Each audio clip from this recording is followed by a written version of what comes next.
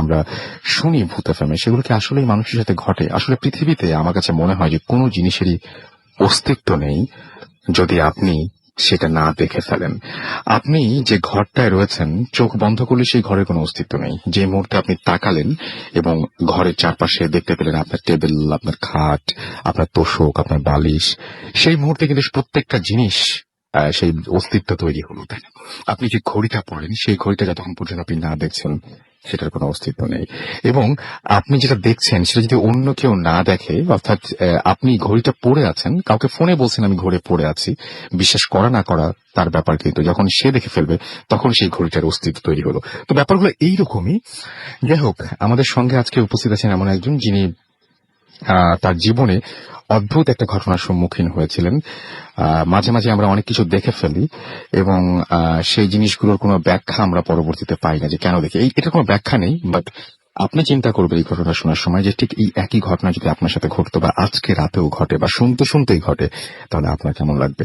আমার সাথে এই মুহূর্তে উপস্থিত রয়েছেন আমাদের একজন অতিথি। আপনার কাছে যাবো এবং আপনার নামটা শুরুতে একটু প্লিজ বলবেন এবং আপনি কোথা থেকে এসেছেন সেটা জানিয়ে তারপর আপনার ঘটনাটা প্লিজ শুরু করবেন। আমার নাম মিতু তালুকদার। আমি টঙ্গী গাজীপুর থেকে আসছি, পূর্বারিসপুর থেকে আসছি।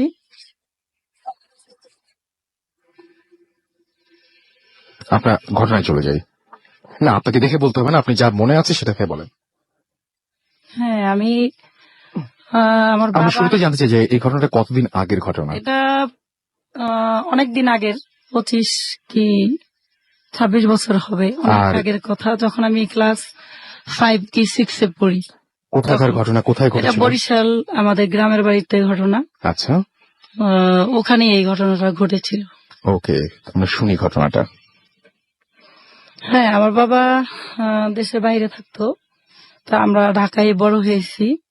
ওখানে বাবা যখন দেশে আসলো, বিদেশ থেকে যখন দেশে আসলো, তখন আমাকে, না, বাবা বাড়িতে যাওয়ার জন্য, বাড়িতে যাবে আর কি, তখন আমি খুব বায়না ধরলাম, কান্নাকাটি করতেছি, বাবার সাথে যাব। বাবা তো কিছুতেই নিবে না। তারপর আমি খুব কান্নাকাটি করলাম, করার পরে বাবা রাজি হয়েছে, আমাকে নিয়ে যাবে গ্রামের বাড়িতে। তো গ্রামের বাড়ি বাবার সাথে গেলাম।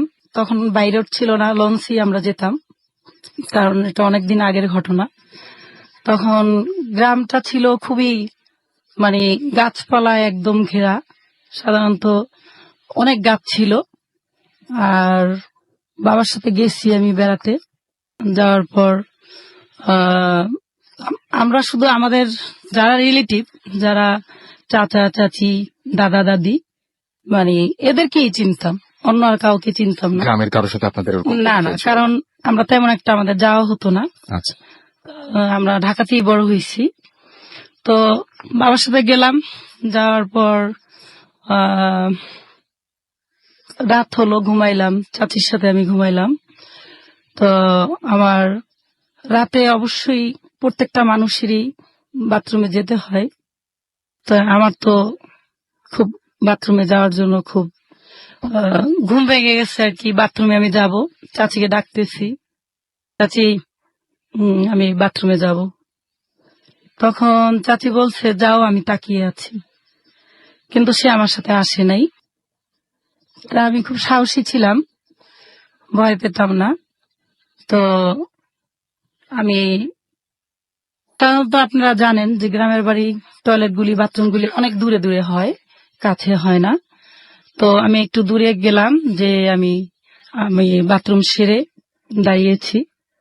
দাঁড়ানোর পর এখন আমি বাসায় ঘরে ফিরে চলে যাব, তখন আমাকে পিছন থেকে একজন ডাক দিল, মানে আমার নাম ধরেই ডাক দিল, মিতু তুমি কেমন আছো? ঢাকা থেকে কবে আসছো? পুরো অপরিচিত একজন, একদম অপরিচিত। আমি কখনো তাকে দেখি নাই, কোনোদিন তাকে দেখি নাই। আর আমরা আমাদের, বললামই আপনাকে একবার যে আমাদের রিলেটিভ ছাড়া অন্য কাউকে আমরা চিনি না। তারপরে কি হলো? তখন আমি বললাম যে জি আমি ভালো আছি, ঢাকা থেকে আমরা আজকেই আসছি। তো বলল যে এদিকে আসো, তোমাকে দেখি, অনেকদিন ধরে তোমাকে দেখি না, এদিকে আসো। তো তো আমি কাছে গেলাম, তখন আমার কোনো ভয় লাগতেছিল না। আমি তার কাছে চলে গেছি এবং আমি একটু সাহসী ছিলাম, ভয়টা কমই লাগতো। তো আমি গেছি, যাওয়ার পর সে আমার সাথে কথা বলতেছে, আমিও কথা বলতেছি। বলতে বলতে সে এক পর্যায়ে আমাকে বাগানের কাছাকাছি নিয়ে গেছে। ঠিক বাগানের ভিতরেই ঢুকে গেছি ওনার সাথে কথা বলতে বলতে, কিন্তু আমি বুঝতেছি না যে আমি কোথায় ঢুকে গেলাম বা বাগানের ভিতরে ঢুকে গেলাম ওখানে যাওয়ার পর। আপনি আমাকে বাইরেও বলছিলেন একটা কথা, যেগুলো হচ্ছে একটু মিস হচ্ছে বোধহয়। আপনি বলছিলেন যে তখন অনেক রাত এবং ভয় পাওয়ার কথা হ্যাঁ, ছিল, কিন্তু ওই লোকটাকে দেখে কোনো একটা কারণে আপনার ভয় লাগে। ভয়টা কেটে গেছে। জি। জি। তো ওই লোকটাকে দেখে আমার ভয়টা কেটে গেছে, ওনার সাথেই আমি চলে গেছি বাগানের ভিতরে। ভিতরে কিছুক্ষণ যাওয়ার পরে আমি তাকিয়ে দেখি লোকটা আর নেই। তখন আমার খুব খুবই ভয় লাগতেছিল। ভয়ে যেমন আমার হাত পা ঠান্ডা হয়ে আসতেছিল, গায়ের শরীরের লোম সব দাঁড়িয়ে গেছে। তখন আমি চিৎকার যে দিব, আমার গলার থেকে আওয়াজ আসতেছিল না। তখন আমি হতভম্ব হয়ে গেছি। তখন তাকিয়ে দেখলাম যে একটা আলো জ্বলছে। ওদিকে তাকিয়ে দেখলাম যে একটা লোক ফাঁসিতে, গলায় দড়ি দিয়ে ফাঁসিতে সে ঝুলছে এবং একটা আলো জ্বলছে। হ্যাঁ, আলোটা, ওই লোকটা যখন উধাও হয়ে গেছে, যখন আমি তাকে খোঁজাখুঁজি করতেছি, ভয় যখন পেয়ে গেছি, তখন দেখলাম যে হঠাৎ করে একটা আলো জ্বলে উঠলো এবং আমি সেদিকেই তাকানোর পরে দেখলাম যে একটা লোক গলায় দড়ি দিয়ে ঝুলছে, তার জিহ্বা অনেকখানি বের হয়ে আছে। আমি দেখে ওখানেই অজ্ঞান হয়ে পড়ে গেছি। তা আমি আর কিছুই বলতে পারবো না। তার পরের দিন সবাই আমাকে খোঁজাখুঁজি করতেছে। খোঁজাখুঁজি করার পর আমার চাচি বলল যে হয়তো মৃত্যু বাগানের দিকে যেতে পারে, কিন্তু তাকে যে আমি রাতে ডাকছিলাম বা তাকে নিয়ে যেতে চাইছিলাম, চাচি কিন্তু সেটা আর ভয়ে কাউকে বলেনি। তো বাবা, আমার চাচারা সবাই সেখানে গেল। যাওয়ার পর দেখে আমি অজ্ঞান অবস্থায় সেখানে পড়ে আছি। আমাকে তারা ধরাধরি করে নিয়ে আসলো বাসায়। ঠিক আছে, নিয়ে আসলো, তারপরে আপনি তারপরের ঘটনাটা বলেন। আচ্ছা, তার ওদিন রাতেই ওর এর আগের রাত তো কেটেই গেল, পরের রাতে একই অবস্থা। রাত 3টায় আমার, ঠিক ওই টাইমই রাত 3টা বাজে আমার ঘুমটা ভেঙে গেল। ভেঙে যাওয়ার পরে তখন আমি শুনছি কে যেন আমাকে ডাকছে, মিতু করে নাম ধরেই ডাকছে। তো আমি জানলাটা খুলে দেখছি যে ওই লোকটাই, যে লোকটার সাথে আমি আগের রাতে কথা বলছি, সেই লোকটাই আমাকে ডাকছে। তখন আমার তেমন একটা ভয় লাগতেছিল না। আবারও ভয় লাগাটা চলে গেল। আবারই ভয় লাগাটা চলে গেছে। তো ডাকার পরে আমি দরজা খুলে বেরিয়ে গেলাম। আমাদের পিছনের দরজা খুললেই বাগানটা দেখা যেত।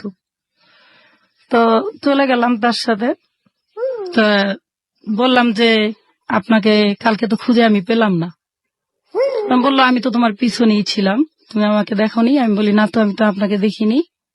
তা ঠিক আছে, সমস্যা নাই, চলো আজকে আমি তোমার সাথেই থাকবো, চলো যাই কথা বলি। তো আমাকে সে আস্তে আস্তে সেই বাগানের ভিতরে আবার নিয়ে গেল। নিয়ে যাওয়ার পরে তখন আমি মনে হয়েছে যে সে আমার খুব কাছের বা আপন জন কেউ, এরকম মনে হয়েছে যে সে আমাকে এত আদর করে আমার নাম ধরে ডাকছে, আমাকে জিজ্ঞেস করছে। বয়স কিরকম ছিল ভদ্রলোক? বয়স 30 এরকম হবে। আচ্ছা, এরকম হবে। কিন্তু ওনার পরনে ছিল খুব একটা হোয়াইট ড্রেস, পুরাটাই হোয়াইট ছিল। তো আমি ওনার সাথে বাগানের ভিতরে চলে গেলাম। চলে যাওয়ার পরে আমি তার হাতটা ধরলাম। হাতটা ধরার পর দেখলাম যে তার হাতটা বরফের মতো ঠান্ডা। তখন আমার জানি কেমন লাগার পরে আমি হাতটা ছেড়ে দিলাম। ছেড়ে দেওয়ার পরে আমি এদিক ওদিক তাকানোর পরে যখন তার দিকে তাকালাম, তখন দেখি সে আর নেই, উধাও। তখন আমার সেই ভয়টা আবার চলে আসলো। চলে আসার পরে এত ভয় লাগতেছিল যে আমার হাত পাও ঠান্ডা হয়ে আসতেছিল, শরীর আমি যে চিৎকার দিব, সে আমার গলার শব্দ পর্যন্ত বের হচ্ছিল না। এত ভয় আমি পেয়েছি আর কি।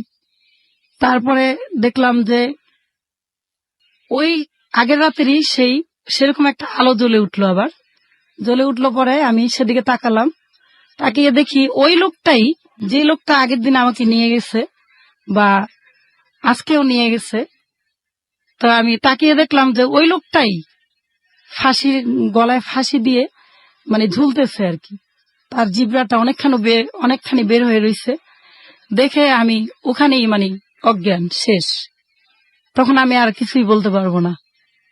তখন আমাকে আবার পরের দিন ওরকম খোঁজাখুঁজি করলো ফ্যামিলির সবাই, বাবা। তারপর আপনাকে আবার নিয়ে আসলো। হ্যাঁ, আবার নিয়ে আচ্ছা, আসলো। এখন আমি যদি বলি, তারপরে তো আপনি বললেন যে আপনাকে কবিরাজও দেখানো হ্যাঁ হয়েছিল। হ্যাঁ, কবিরাজ অবশ্যই হ্যাঁ, নিয়ে কবিরাজ আসছে। দেখানো হয়েছিল। এখন আপনি কি জানতে পেরেছিলেন আসলে যে ওই ভদ্রলোককে যে আপনাকে নিয়ে গিয়েছিল বাগানে এরকম? হ্যাঁ, আমি জানতে পেরেছিলাম। আমি জানতাম না যে ওই জঙ্গলে উনি গলায় দড়ি দিয়েছিল ওনার ওয়াইফের সাথে ঝগড়া করে। তা তখন তারা বলল যে এই অবস্থা, ওই বাগানটা দূষিত, আমরা ওখানে কেউ যাই না। তো কবিরাজ আনলো বাবা। তো কবিরাজ আনার পরে পানি পড়া অবশ্যই খাওয়াইছে, ঝাড়ফুঁক করলো, তাবিজ দিল, বলল তুমি আর ওখানে যেও না। তো আমি খুবই অসুস্থ ছিলাম, আমার শরীর খুবই খারাপ ছিল। যখন আমি একটু সুস্থ হই তখন আমার বাবা আমাকে ঢাকা নিয়ে আসে। অনেক ধন্যবাদ আপনাকে আপনার ঘটনার জন্য। আমরা একটু কিছু SMS যাব এবং আমি দেখতে পাচ্ছি যে বেশ কিছু SMS রয়েছে আমার কাছে এবং সেই SMS গুলো পড়ে ফেলছি আমি একে একে। আমি দেখতে পাচ্ছি যে এই মুহূর্তে এখানে লিখছেন আমাকে জ্যাকসন এবং তিনি বলছেন যে হাসনাবাদ থেকে SMS করেছেন আমাদেরকে। দীপ্ত আমাদের SMS করেছেন মুক্তাগাছা থেকে, তার কাছে ভয় লেগেছে। মীরা বরিশাল থেকে লিখেছেন একটা এবং তিনি আমাদের সাথে রয়েছেন। আমাদেরকে প্রিয়াঙ্কা লিখেছেন যে তার কাছে ভয় করছে না, সিলেট থেকে এসএমএসটি করেছেন। অমল আমাদের লিখেছেন যে এই ঘটনাটা খুব ভালো লেগেছে। আমাদেরকে অর্পা লিখেছেন যে আমি আমার বোন অহনা ভূত এফএম শুনছি, খুব ভালো লাগছে শুনতে। জিওন এবং ফিহা আমাদের এসএমএস করেছেন ভূত এফএম শুনছেন তারা এবং অ্যাম্বুলেন্সের স্টোরি শুনতে চান। ওকে ফাইন, আমরা জানিয়ে দিলাম আপনাদের চাওয়াটা এবং কেউ যদি আসলে এই রিলেটেড কোনো ঘটনা যদি জেনে থাকেন তাহলে আমাদেরকে অবশ্যই পাঠিয়ে দিন আমাদের কাছে। এমনি মিনহাজ আবেদিন আমাদের লিখেছেন গ্যান্ডোরিয়া থেকে। এছাড়াও জিসান এবং অশ্রু হাজবেন্ড ওয়াইফ তারা মিরপুর 2 থেকে শুনছেন আমাদেরকে। জুই এবং সুজা মিরালা খুলনা থেকে আমাদের সাথে রয়েছেন এই মুহূর্তে। সঞ্জিদ হাসান লিখেছেন নাইস স্টোরি। নওয়াফ সাদমান আমাদের সাথে রয়েছেন বরিশাল থেকে। এছাড়াও কবির জিঞ্জিরা থেকে আমাদের সাথে রয়েছেন এবং সাথে রয়েছেন তার ওয়াইফ পুষ্পা, ওকে অর্থাৎ পুষ্প আমাদেরকে। এছাড়াও লিখেছেন মিনার। এছাড়াও আমাদের সাথে রয়েছেন শুভ রংপুর থেকে। রায়হান আমাদের সাথে রয়েছেন রাফি মালিবাগ থেকে। ফার্স্ট স্টোরি ওয়াজ অসম। শাকিল সিলেট থেকে রয়েছেন আমাদের সাথে। জিহাদ আমাদের সাথে রয়েছেন মানিকনগর থেকে। এছাড়াও সানি বরিশাল থেকে রয়েছেন। সাগর লিখেছেন আই লাভ ভূত এফএম। রাসান আমাদের লিখেছেন বরিশাল থেকে ফার্স্ট স্টোরি ইজ অসম। আমাদেরকে জুরাইন থেকে মামুন লিখেছেন এই ঘটনাটা আমার সত্যি মনে হয় না। অলরাইট, এটা টোটালি আপনার ব্যাপার, কি মনে হয় না হয় আপনার, এবং আপনি অবশ্যই এরকম মতামত জানাতেই পারেন। আমাদেরকে নাইম লিখেছেন। এছাড়া আমাদেরকে হুমায়ুন কবির লিখেছেন কক্সবাজার থেকে। অপূর্ব, তুষার, শরণ, নিপা, শোয়ব, রাফু, আদিয়া, তুষান আমাদের এসএমএস করেছেন। অমি তারা সবাই খুলনা থেকে আমাদের সাথে আছেন। আমাদের কাছে লিখেছেন এসএমএস করেছেন ফয়সাল। এছাড়া আমাদের সাথে রয়েছেন এই মুহূর্তে এমডি বোরহান সহ আরো অনেকে। আপনি যদি চান আমাদেরকে এসএমএস পাঠাতে তাহলে মোবাইলের মেসেজ অপশনে গিয়ে টাইপ করুন ফুর্তি FORTI ফুর্তি, স্পেস দিয়ে লিখুন আপনার নাম, স্পেস দিয়ে আপনার মেসেজ পাঠিয়ে দিন 9840 নাম্বারে। আমাদের কাছে আরো একটা ঘটনা রয়েছে। আমাদের আরো একজন অতিথি রয়েছেন যিনি এসেছেন উত্তরা থেকে। আপনার নামটা প্লিজ একটু বলবেন, তারপর আপনার ঘটনায় শুনবো আমরা। হ্যালো লিসেনার্স, আমার নাম ফাইয়াজ, আমি ক্লাস 10 পড়ি ধানমন্ডি গভর্নমেন্ট বয়েজ স্কুল। ওকে, সো আমার ঘটনাটা আর কি, আমরা এই বছরের ফেব্রুয়ারিতে আমরা কক্সবাজার ঘুরতে যাই আমাদের ফ্যামিলি আর আমার কাজিনকে নিয়ে। তো সেইখান থেকে আমরা কক্সবাজারে 3 দিন থাকার পর আমরা চিটাগাঙে যাই। চিটাগাঙে আমার আব্বুর পরিচিত একটা রেস্ট হাউসে আমরা উঠি। তো সেইখানে আর কি রেস্ট হাউসে বর্ণনা দিলে লিসেনার্স তাদের বুঝতে সুবিধা হবে আর কি। তো যেখানে আমরা উঠি আমরা যে রেস্ট হাউসে থাকি মানে আমাদেরকে জায়গা দেয়, তার পাশে একটা বিল্ডিং আছে। তো 2টা বিল্ডিং পাশাপাশি, মানে একটু ডিস্টেন্সে, বেশি ডিফারেন্স না। তো আমরা যেটা উঠি সেই রেস্ট হাউসটা ছিল 1 তলা আর কি, নিচতলা, আর পাশেটা ছিল 3 তলা আর কি। যে ঘটনা সেটা 3 তলার বিল্ডিংটা নিয়েই আর কি মূলত সেই ঘটনাটা। সো আমরা যে বিল্ডিং এ উঠি সেই বিল্ডিং এ মানে গ্যাসের লাইন ছিল না বললে এই রান্না বান্না করার জন্য আমাদেরকে সেকেন্ড বিল্ডিং এ যেতে হতো। সো আমাদেরকে যে কেয়ারটেকার আর কি যে আমাদেরকে আর কি ওই দুটো বিল্ডিং দেখাশোনা করে, তো সে আর কি ওই সেকেন্ড বিল্ডিং কে রান্না বান্না করতো। রান্না বান্না করার পর আমাদেরকে, আমরা দুপুরবেলা উঠি, দুপুরবেলা ওঠার পর আমাদেরকে খেতে ওই সেকেন্ড বিল্ডিং ইনভাইট করে। তো আমরা সেকেন্ড বিল্ডিং এ আমার ঢোকার পরই জাস্ট বিল্ডিংটা বাইরে থেকে দেখতে একদম পুরো নতুনই মনে হয়, এমন কোনো মনে হয় না যেটা পুরানা বিল্ডিং। বাট ভিতরে ঢোকার পর ভিতরের যে রুম গুলা, ভিতরের যে ওয়াশরুম, তারপর ভিতরের যে সবকিছু একদম অনেক পুরানা। সো আমি ওই কেয়ারটেকারটাকে জিজ্ঞেস করি পরে যে ভিতরের এনভায়রনমেন্টটা দেখার পর যে এই বাসাটা নিয়ে কোনো কাহিনী মানে ঘটনা আছে কিনা। সে ফার্স্টে বলতে চায় না, সে জিনিসটাকে পুরো ইগনোর করার চেষ্টা করে। তো আমি বারবার তাকে অনেকবার রিকোয়েস্টের পর সে মানে শেয়ার করতে রাজি হয় যে হ্যাঁ এখানে ঘটনা আছে, বাট সে আমাকে এক কন্ডিশনে বলে যে এটা যাতে বাইরে লিক না হয়, কারণ লিক হইলে পরে এটা নিয়ে আরো অনেক বড় ঝামেলা হতে পারে। তো এই জন্য বহুত কন্ডিশন দিয়ে সে আমাকে ঘটনা শেয়ার করে। তো সে বলে যে এই বিল্ডিংটা আর কি 1971 সালের আগের বিল্ডিং। তো এখানে যারা থাকতো তাদের একটা সুন্দর করে একটা মেয়ে ছিল 18-19 বছরের। তো এই যুদ্ধের সময় আর কি পাকিস্তানিরা এই বিল্ডিংটা তাদের ক্যাম্প বানানোর জন্য এটা দখল করে। তো যাদের বাড়ি তারা না দিতে ফার্স্ট দিতে চায়নি, তো তাদেরকে হত্যা করা হয়। হত্যা করার পর পাকিস্তানিরা সেই বিল্ডিংটাকে আর কি তাদের ক্যাম্পে পরিণত করে। তো তাদের যে মেয়েটা ছিল সেই মেয়েটাকে তারা মারেনি। তো মেয়েটা দেখতে অনেক সুন্দর ছিল বলে তারা মেয়েটাকে রেখে দেয় তারপর আর কি মেয়েটার উপর মানসিক শারীরিক সব ধরনের নির্যাতন তারা নির্মম চালায় যায়। তো মেয়েটা অনেকবার পালানোর চেষ্টা করে এখান থেকে, বাট সে পালাতে পারে না। তো এক পর্যায়ে সে পালাতে না পারে আগে যে বাথরুম গুলো ছিল সেগুলা শাওয়ার অনেক ফ্লোর থেকে অনেক উঁচুতে ছিল আর কি। যারা দেখছে তারা বুঝতে পারবে, আমি নিজে দেখছি যে ফ্লোর এত উঁচা যে একটা মানুষের পক্ষে যে ওই গলা ফাঁস দিয়ে সুইসাইড করা পসিবল। সো মেয়েটা ওইখানে গিয়ে তার ওড়না দিয়ে শাওয়ারের সাথে মানে ফাঁসি দিয়ে সুইসাইড করে। তো পাকিস্তানিরা তারা যখন টের পায় তখন তারা তেমন কেয়ার করে না, কেয়ারলেস ভাবে লাশটাকে যেভাবে অন্যান্য ফেলে রাখে সেভাবে লাশটাকে ওই বিল্ডিং এর পাশে ফেলে রাখে, ঠিক সেই অবস্থায়। তো পরে এই কাহিনী শেষ আর কি। যুদ্ধের পর দেশ স্বাধীন হওয়ার পর 1991 দিকে বাসাটা ঠিক করার পর এখানে ফার্স্ট ভাড়াটি আর কি ওঠে। তো ওঠার পর কোনো বাসাটা সব দিক দিয়ে সুন্দর ছিল, বাসার সামনে বাগান ছিল, পিছনে পুকুর ছিল। তো ফার্স্টে কোনো প্রবলেম হয় নাই। পরে যত জিনিস ছিল তো ভাড়াটিয়ারা এই রাত্রেবেলা আর কি কারো হাঁটার শব্দ, তারপর কিচেনে পানি পড়ার শব্দ, তারপর স্পেশালি ওই যে বাথরুমটাই মেয়েটা সুইসাইড করে সেই বাথরুমের ভিতর থেকে কোনো মেয়ের আস্তে আস্তে কান্নার আওয়াজ আসতো। তো এগুলা করার পর এইসব দেখে ভাড়াটিয়ারা বেশি থাকতো না আর কি।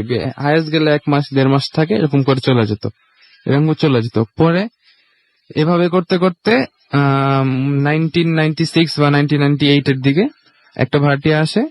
তো তাদেরকে কন্ডিশনে সব বলে যে এরকম বাসায় সমস্যা আছে, বাট তারপর তারা উঠে। তো তাদের এরকম সুন্দর একটা মেয়ে ছিল 18 বছরের। তো তারা উঠে, খুব ভালো, কোনো সমস্যা নাই। তো পরের দিন যখন যাইতেছিল তো ওই মেয়েটার আর কি মানসিক অনেক সমস্যা দেখা দিচ্ছে। সে কোনো কথা বলতো না, চুপচাপ থাকতো, রাত্রেবেলা ঘরে হাঁটাচলা করতো, ঠিক মতো খাওয়া দাওয়া করতো না। তারপর এরকম আরো নানা প্রবলেম দেখা দিচ্ছে। স্পেশালি ওই বাথরুমটার সামনে গিয়ে, এই বাথরুমটার ভিতরে গিয়ে মেয়েটা অনেক ধরনের কি একা একা কথাবার্তা বলতো। সো এটা দেখার পর তার বাপ মা তাকে ডাক্তারের কাছে নিয়ে যায় যে এরকম এরকম সমস্যা। সো ডাক্তার বলে যে এটা সম্ভবত মানসিক কোনো শখের কারণে হয়েছে। সো আপনাকে এটার চিকিৎসা করার জন্য তাকে সবসময় হাসি খুশি রাখতে হবে, তাকে নিয়ে ঘুরতে যেতে হবে, তার যা চায় সেটা তার করতে হবে। সো এগুলা করছে, বাট কোনো ওষুধ দেয় না। তো এগুলা করার পর কোনো ইমপ্রুভ হয় না, যত দিন দেয় তত ডিমিশনে হয়েছে মেয়েটার। তারপর এরকম করার পর তার মা আবার এরকম পীর হুজুর টাইপের এইসবের উপর বেশি একটু ছিল। তো বাবাকে বলার পর বাবা বলছে যে এইসব করতে না, কারণ বাবা এইসব পছন্দ করেন না। তো বাবা অফিসিয়াল কাজে একদিন রাতে আসে, দেরি হবে শুনে সে আর কি চিটাগাং এ যে বাইজিদ বোস্তামির যে মাজারটা আছে সেখান থেকে এক পীরকে নিয়ে আসে। নিয়ে আসার পর তাকে সে পীরটা বাসায় আসার পর মেয়েটার রুমে গিয়ে মেয়েটাকে জিজ্ঞেস করে যে যে তুই কে, তুই ওর উপর কেন আসছিস, তুই কি চাস আসলে। মেয়েটা কোনো অ্যান্সার দেয় না। 2-3 বার এরকম আস করার পর কোনো অ্যান্সার না দেওয়াতে পিতা তার মাকে বলছে যে আপনার মেয়ের উপর যাই ভর করছে সেটা আপাতত নাই এখন। সো এটা বলার পর সে বলছে যে একটা তাবিজ দিয়ে গেলাম, সেটা আপনি পরে দেন, তাহলেই ইনশাল্লাহ ঠিক হয়ে যাবে সবকিছু। সো সে যখন চলে যাবে, তো চলে যাওয়ার আগে সেই বাথরুমটার উপর আর কি চোখ পড়ে। তো সে ওইখানে যাওয়ার পরে সে কিছু একটা ফিল করতে পারে, আর তখনই বললে যে এই বাথরুমটা নিয়ে সম্ভবত মূল কাহিনীটা হইতেছে, হয়তো বাথরুমটা ভালো না, বাথরুমটা খারাপ, সো বাথরুমটাকে বন্ধ করে দিতে হবে, আর বাড়ির চারপাশে 4টা তাবিজ ফুঁড়ে দিলেই এই সম্ভবত এই কাহিনীটা থেকে এই আপনারা মুক্তি পাইতে পারেন।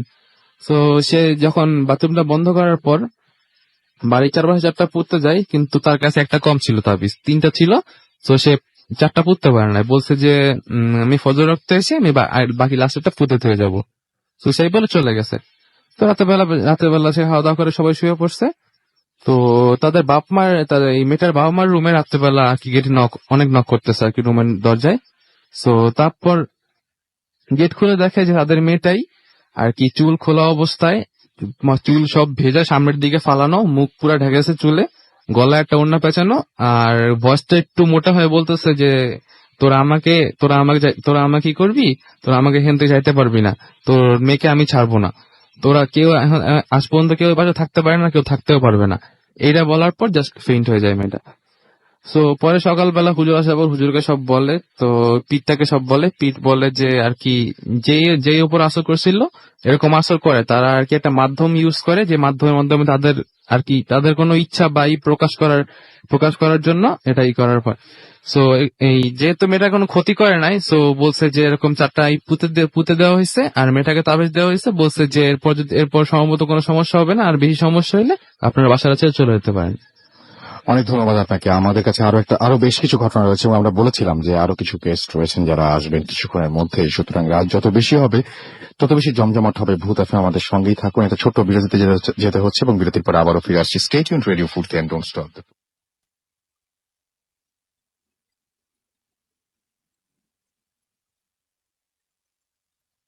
শুনছেন সবসময় রেডিও ফুর্তি, চলছে ভূত এফএম। আমি রাসেল আছি, সাথে আমার সাথে রয়েছে মাসুম এবং আজকের অতিথিরা, এবং আশা করছি আপনারা সবাই আমাদের যে কয়েকটা ঘটনা হচ্ছে আশা করছি ভালো লেগেছে। যাদের ভালো লাগেনি তাদের জন্য বলবো যে একটু ওয়েট করবেন প্লিজ, আরো অনেকগুলো ঘটনা রয়েছে আমাদের কাছে। আমি দেখতে পাচ্ছি যে আমাদেরকে লিখেছেন এখানে ফেসবুকে, লিখেছেন শান্তা এসডি রাজ, এবং তিনি বলেছেন যে ফয়েজ লেক, চিটাগাংয়ের ফয়েজ লেক জায়গাটা খুব হন্টেড, প্লিজ ভূত এফএম শোটা ওখান থেকে করেন। ভূত এফএম শো ফয়েজ লেক থেকে লাইভ করতে বলেছেন। দেখা যাক, আমরা কিন্তু খুব দ্রুতই আমরা লাইভে যাব এবং আশা করছি যে রমজান মাসের আগেই হয়ে যাবে। সুতরাং আপনারা অবশ্যই আমাদেরকে অপশন পাঠান। কবরের ঘটনা ভালো লাগে, লিখেছেন এমডি সিয়াম মেক্স। এছাড়া আমাদেরকে সুমন বিপ্লব লিখেছেন অনেকদিন পর ভূত এফএম শুনছেন, খুব কষ্ট পেলাম শুনে যে অনেকদিন পরে শুনছেন, এগুলো শুনতে হবে। আমাদেরকে মাহিম অবস্কিওর লিখেছেন আই হোপ আজকের স্টোরিগুলো জমবে, আই হোপ সো। আমাদেরকে ফয়সাল হুসাইন লিখেছেন যে চিটাগং থেকে তিনি লিখেছেন চিটাগং তিনি প্রবলেম হচ্ছে কিছু, তিনি তাই বলছেন। আমাদেরকে ক্রেজি সাদি লিখেছেন যে কেউ ভয় না পাক, আমি কিন্তু ভয় পাই রাসেল ভাই। আচ্ছা, তবে আমি চাই যে অবশ্যই আপনারা কোন ঘটনা বেশি ভালো লাগছে সেই ঘটনাগুলো আমাদেরকে জানিয়ে দিন, সেটা আমাদের জন্য খুব সুবিধা হয় পরবর্তীতে আমাদের ঘটনা সিলেক্ট করতে। এছাড়াও আমাদেরকে লিখেছেন, দেখতে পাচ্ছি সেকেন্ড গেস্ট কি বলে শুনি। এছাড়াও লিখেছেন যে ফার্স্ট ঘটনাটা তার কাছে ভালো লাগেনি, এবং আমাকে এটা লিখেছেন হচ্ছে সাকিব ইসলাম। আমাদেরকে রবিউল ইসলাম রবি লিখেছেন যে ভয় লাগছে না কেন। আমাদেরকে লিখেছেন মোকাররম হোসেন যে আমার ঘটনা আছে।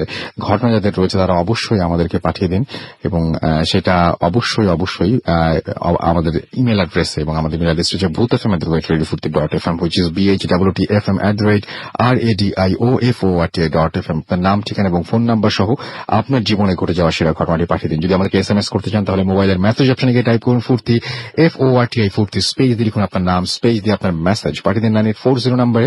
যদি আমাদেরকে ফেসবুকে আপনারা বিভিন্ন পোস্ট বা আপনারা কমেন্ট করতে চান তাহলে আমাদের ফেসবুক অ্যাড্রেসটি হচ্ছে www.facebook.com/radiofurti।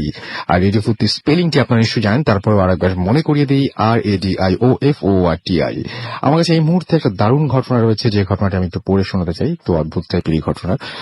যিনি আজকে এখানে এই ঘটনাটি পাঠিয়েছেন তার নাম হচ্ছে জেড সজল শরীফ, এবং তিনি নিকেতন গুলশানে থাকেন, এবং আমার সাথে কথাও হয়েছিল। তিনি তিনি আসার চেষ্টাও করছিলেন। But খুব একটা অদ্ভুত ব্যাপার যে কালকে না পরশুদিন তিনি আমাকে SMS করেছেন যদিও কালকে, যে হঠাৎ করে তার তিনি যে রাতে আমার কথা হয় সেই রাতেরই ঘটনা, এবং সেই রাতে হঠাৎ করে তার গ্রামের বাড়িতে তার বাড়িটি আগুনে পুড়ে যায় এবং সেখানে তাকে দ্রুত ছুটে যেতে হয়। সেই কারণে তিনি এখানে আজকে উপস্থিত হতে পারেনি এবং তিনি রিকোয়েস্ট করেছিলেন আমাকে যে এই ঘটনাটা পড়ে শোনানোর জন্য। আমি তার কথা অনুযায়ী আপনাদেরকে ঘটনাটা পড়ে শোনাচ্ছি। লিখেছেন, আমি ভূত এফএমের একজন নিয়মিত শ্রোতা, তাই অনেকদিন থেকে এই ঘটনাটি পাঠাবো ভাবছি। আজকে পাঠিয়ে দিলাম। সরাসরি আমার ঘটনায় চলে গেলাম। আমার দেশের বাড়ি টর্কি বন্দর বরিশাল, এবং তিনি কিন্তু এখন টর্কিতেই রয়েছেন। তিনি লিখেছেন, 2 মাস আগে আমি সেখানে বেড়াতে যাই। একদিন সন্ধ্যায় আমরা বন্ধুর বাড়ির উদ্দেশ্যে, আগৈল ঝড়া একটি জায়গার নাম, এবং তিনি বলছেন সেখানে রওনা হলাম। সেখানে পারিবারিক অনুষ্ঠান পালন করলাম আমরা, এবং আমরা রাস্তার পাশে দাঁড়িয়ে কথা বলছিলাম। আমার বন্ধু রাস্তার পাশে একসাথে থাকা 2টি নতুন কবর আমাকে দেখায়। আমি জিজ্ঞেস করলাম কবরটি কার। কবরটি দেখতে নতুন, দেখে মনে হলো যেন 1 বছর হবে। তারপর আমি তার কাছ থেকে যেভাবে শুনেছিলাম সেভাবে বলছি যে ঘটনাটি 2012 সালের জুন মাসের দিকে ঘটে। আমার বন্ধু চাচাতো ভাইয়ের নাম মাসুদ, তার এক বান্ধবী আছে, তার নামটা আমি এখানে বলছি না, যেহেতু তিনি লিখেছেন। আমি যেই রাস্তার পাশে দাঁড়িয়ে ছিলাম সেখান থেকে দুইজনের বাড়ি দেখা যায়। তাদের দীর্ঘ সময়ের সম্পর্ক ছিল। এক সময়ে মাসুদের পরিবার থেকে মাসুদকে বিয়ে করার জন্য বলা হয়, এবং অন্য একটি মেয়েকে যাকে তার পরিবার ঠিক করেছে, সে তার সেই যার সাথে সম্পর্ক ছিল তাকে ভুলে গিয়ে বিয়ে করে মাসুদ, এবং তাকে কোনোভাবেই মাসুদের বিয়ে মেনে নিতে পারেনি এই মেয়েটি, এবং বিয়ের দিন রাতে আত্মহত্যা করে তার সেই পুরনো যার সাথে সম্পর্ক ছিল তার সেই মেয়েটি। এবং মাসুদের বিয়ের দ্বিতীয় দিন জানাজা করে সেই মেয়েটি জানাজার মাধ্যমে দাফন করা হয়। একই বাড়ির মধ্যে একদিকে বিয়ে, আরেকদিকে একটা মৃত্যু, 2 মিলে যেন একটা অন্যরকম পরিবেশ দাঁড়ায়। ওই দিন রাতে মাসুদ তার স্ত্রীকে নিয়ে ঘুমিয়ে আছে। রাত প্রায় 2টা, আকাশে মেঘেদের ডাকাডাকি, মাঝে মাঝে বিদ্যুৎ চমকাচ্ছে। যখন বিদ্যুৎ চমকায় তখন চারিদিক কিছুক্ষণের জন্য আলোকিত হয়ে যায়। জানালা খোলা, বৃষ্টির জলের ঝাপটা আসছে ঘরের ভেতর, এবং মাসুদের বিছানায় তাদের তখন ঘুমানোর কথা, এবং তারা পরের দিন সকালবেলা তারা ঘুমিয়ে পড়ে, এবং বাসার লোকজন সবাই তাই জানে। এবং পরের দিন সকালবেলা মাসুদের ঘরের দরজা খুলছে না, এবং অনেকক্ষণ সময় পেরিয়ে গেছে। ঘরের দরজায় অনেকক্ষণ ডাকাডাকির পরও যখন দরজা খুলছে না, তখন দরজা ভেঙে কক্ষে ঢুকলে দেখা যায়, বাড়ির লোকজন দেখলেন যে মাসুদের স্ত্রী অচেতন অবস্থায় শুয়ে আছে খাটের পাশে, এবং খাটের উপরে তাকিয়ে যা দেখলেন তার জন্য মোটেও প্রস্তুত ছিলেন না কেউ। দাফন করা সেই আমিনার লাশ। কি হয়েছিল ঘটনাটি ওই রাতে, এবং তার জন্য কেউ প্রস্তুত ছিল না কেউ, এবং তার পাশেই মাসুদের মৃতদেহ। সবারই চক্ষু চড়ক গাছ, এবং তার স্ত্রী যখন চেতনা ফেরে তখন সে কিছুতেই মেনে নিতে পারছিল রাতের ঘটনা। রাতে যেটা ঘটেছিল স্ত্রীর কাছ থেকে জানা যায় যে রাত যখন 2টা, যখন মেঘের ডাকাডাকি এবং বিদ্যুৎ চমকাচ্ছিল, হঠাৎ যখন বিদ্যুৎ চমকায় তখন চারিদিকে কিছুক্ষণের জন্য আলোকিত হয়ে যায়। জানালা খোলা, বৃষ্টির জলের বারবার ঝাপটা আসছে ঘরের মাঝে। মাসুদ বিছানায় এলিয়ে পড়ে ঘুমিয়ে আছে। তাকে না জাগিয়ে তার স্ত্রী জানালা লাগাতে ওঠে। একটা গরম বাতাস প্রবেশ করে ঘরে, এবং তার স্ত্রী অচেতন হয়ে যায়। এই ছিল ঘটনা। এবং তারপরেই সকালে সবাই দেখলেন যে এরকম একটা অবস্থা, এবং অদ্ভুতভাবে সেই মাসুদ যে মৃতদেহ, তার পাশে তার যে পুরাতন সেই সম্পর্ক যার সাথে ছিল সেই মেয়েটি লাশ পড়েছিল। দুজনের লাশ একই জায়গায়, যদিও সেই মেয়েটিকে দাফন করা হয়েছিল। এবং আবারও তারপরে যেটা করা হয় সেটা হচ্ছে মাসুদ এবং ওই মেয়েটিকে একসাথে দাফন করা হয়। এলাকার চারিদিকে যেন নিস্তব্ধ পরিবেশ গত কয়েক মাস ধরে বিরাজ করছে। ঘটনাটি ওই এলাকার সবাই জানে। সবাইকে ধন্যবাদ। এই ঘটনা নিয়ে কারো কোনো জিজ্ঞাসা থাকলে আমার সাথে যোগাযোগ করবেন, এবং সেইভাবে তিনি ফেসবুক আইডি সহ আরো সবকিছু দিয়ে গেছেন। এবং খুব অদ্ভুত ব্যাপার যে যার সাথে সম্পর্ক ছিল তাকে বিয়ে না করে অন্য একজনকে বিয়ে করার কারণে মেয়েটি আত্মহত্যা করলই, এবং তারপরে সেই ছেলেটিকেও বিয়ের দ্বিতীয় রাতেই মৃত্যুবরণ করতে হলো। এবং সকালবেলা ঘরের দরজা ভেঙে সবাই ভিতরে ঢুকে দেখলো যে ছেলেটির পাশে তার সেই প্রাক্তন প্রেমিকার মৃতদেহ। খুবই অদ্ভুত ঘটনা, আমার কাছে খুব অদ্ভুত লেগেছে। আশা করছি আপনাদের কাছেও ভালো লেগেছে। যাই হোক, আমরা কথা না বাড়িয়ে সরাসরি চলে যাব ঘটনায়। আমাদের সঙ্গে আরো একজন অতিথি রয়েছেন, তার একটা ঘটনা রয়েছে, তার কাছে শুনবো। আপনার নামটা একটু প্লিজ বলবেন, তারপর আপনার ঘটনায় যাব। আরেকবার বলতে হবে আপনার নামটা। আমি মোহাম্মদ শাহরিয়ার ফেরদৌস শিবলি। আমি রাজশাহী নিউ গভর্নমেন্ট ডিগ্রি কলেজে পড়াশোনা করি। তো আমি রাসেল ভাই, আমি কোন ঘটনাটা বলবো? আমি কি কলেজ হোস্টেলে? আপনি আমাদেরকে যে ঘটনাটি পাঠিয়েছিলেন সেই ঘটনাটি বলবেন। হ্যাঁ, আমি আমার ঘটনায় চলে যাচ্ছি। আমার ঘটনাটা হলো আমার নিজের সাথে ঘটা, আমার লাইফের খুবই খারাপ একটা অধ্যায় আর কি। আমি ঘটনায় চলে যাই। আমার বয়স যখন আমার বয়স যখন 2 বছর, সেই সময়ে আমাকে মানে আমার পরিবারের আমার ছোট চাচা আমাকে ছোট চাচার বাসায় আমাদের পরিবারকে আর কি ইনভাইট করা হয় একটা অনুষ্ঠানে। অনুষ্ঠানটা ছিল আমার দাদার মৃত্যুবার্ষিকী। তো সেই অনুষ্ঠানে আমরা সবাই অ্যাটেন্ড করি। তো অ্যাটেন্ড করার পরে ওইখানে সবাই মানে একসাথে খাবার দাবারের ব্যবস্থা করা হয়। তো ওইখানে আমাকে খাবারের সাথে মিশিয়ে একটা গাছের শেকড় খাওয়ানো হয়। এটা আমি কিন্তু তখনো জানতাম না, এটা আমি পরে জানতে পারি। তো যাই হোক, ওই ঘটনা হওয়ার পরে আমরা সবাই ভুলে যাই নর্মালি যে এটা হতে পারে, কিন্তু ওটা আমরা জানতাম না, কেউই জানতো না যে আসলে কি হলো ঘটনাটা। তারপরে এভাবে চলতেছিল, এর মধ্যে আমার কোনো সমস্যা হয়নি, আমি নর্মালি ছিলাম। দেন আমার বয়স যখন 5 বছর হলো, তারপরে আমাকে জাস্ট আমার ছোট চাচা আমাকে ডাকলেন ওনাদের বাসায় যে আসো আমাদের বাসায়। কি একটা কারণে আমাকে ডাকছিলেন, আমি ছোট ছিলাম, আমার ঠিক মনে নাই। তো ওইখানে যাওয়ার পরে আমার মাথা থেকে কিছু চুল কেটে নেয়। তো আমি বুঝিনি যে কেন, আমি হালকা বুঝতে পারলাম যে আমার মাথা থেকে হয়তো চুল কেটে নিল। তো আমি অত সিম্পল ভাবে নিলাম যে তো চুল কেটে নিতেই পারে, এটা তো অস্বাভাবিক কিছু না। তো যাই হোক, আমি এই ঘটনাটা কাউকে বলিনি চুল কাটার। তো এভাবেই চলছিল, আমার তখনও কোনো সমস্যা দেখা দেয়নি। দেন আমার বয়স যখন নেক্সট 8 বছর বয়স হলো, আমার 8 বছর পূর্ণ হওয়ার পরে ঘটনাটা হলো আমার বাসা থেকে আমার একটা শার্ট হারিয়ে যায়। তো আমার রেড কালারের আর কি, অরেঞ্জ রেড কালারের একটা শার্ট হারিয়ে যায়। তো শার্টটা আমরা ভেবেছিলাম হয়তো নর্মালি হারিয়ে গেছে, চোর চুরি করতে পারে, এটা স্বাভাবিক বিষয় গ্রামের বাসায়। তো একটা শার্ট হারিয়ে যেতেই পারে, আমরা নর্মাল নিয়েছিলাম বিষয়টাকে। কিন্তু আমরা তখনও নর্মালি ছিলাম, কিন্তু তার কিছুদিনের মধ্যেই জাস্ট আমার 2 পায়ে কালো ডোরাকাটা একটা ভয়ঙ্কর দাগের মতো কিছু একটা দেখা যায়। আপনি বলছিলেন যে পায়ের দাগটা মিলিয়ে গেছে, কিন্তু আপনার পিঠে এখন একটা দাগ আছে। হ্যাঁ। সেই দাগটা কিরকম? সেই দাগটা পায়ে যে দাগগুলো ছিল কালো ডোরাকাটা, সেই দাগটা মিলিয়ে যাওয়ার 7 দিন পরে মানে আমার পিঠে ওই দাগটা দেখা যায়, মানে সেম দাগ, একদম সেই ডোরাকাটা দাগটা, এবং সেটা আপনার দেখাতে পারি।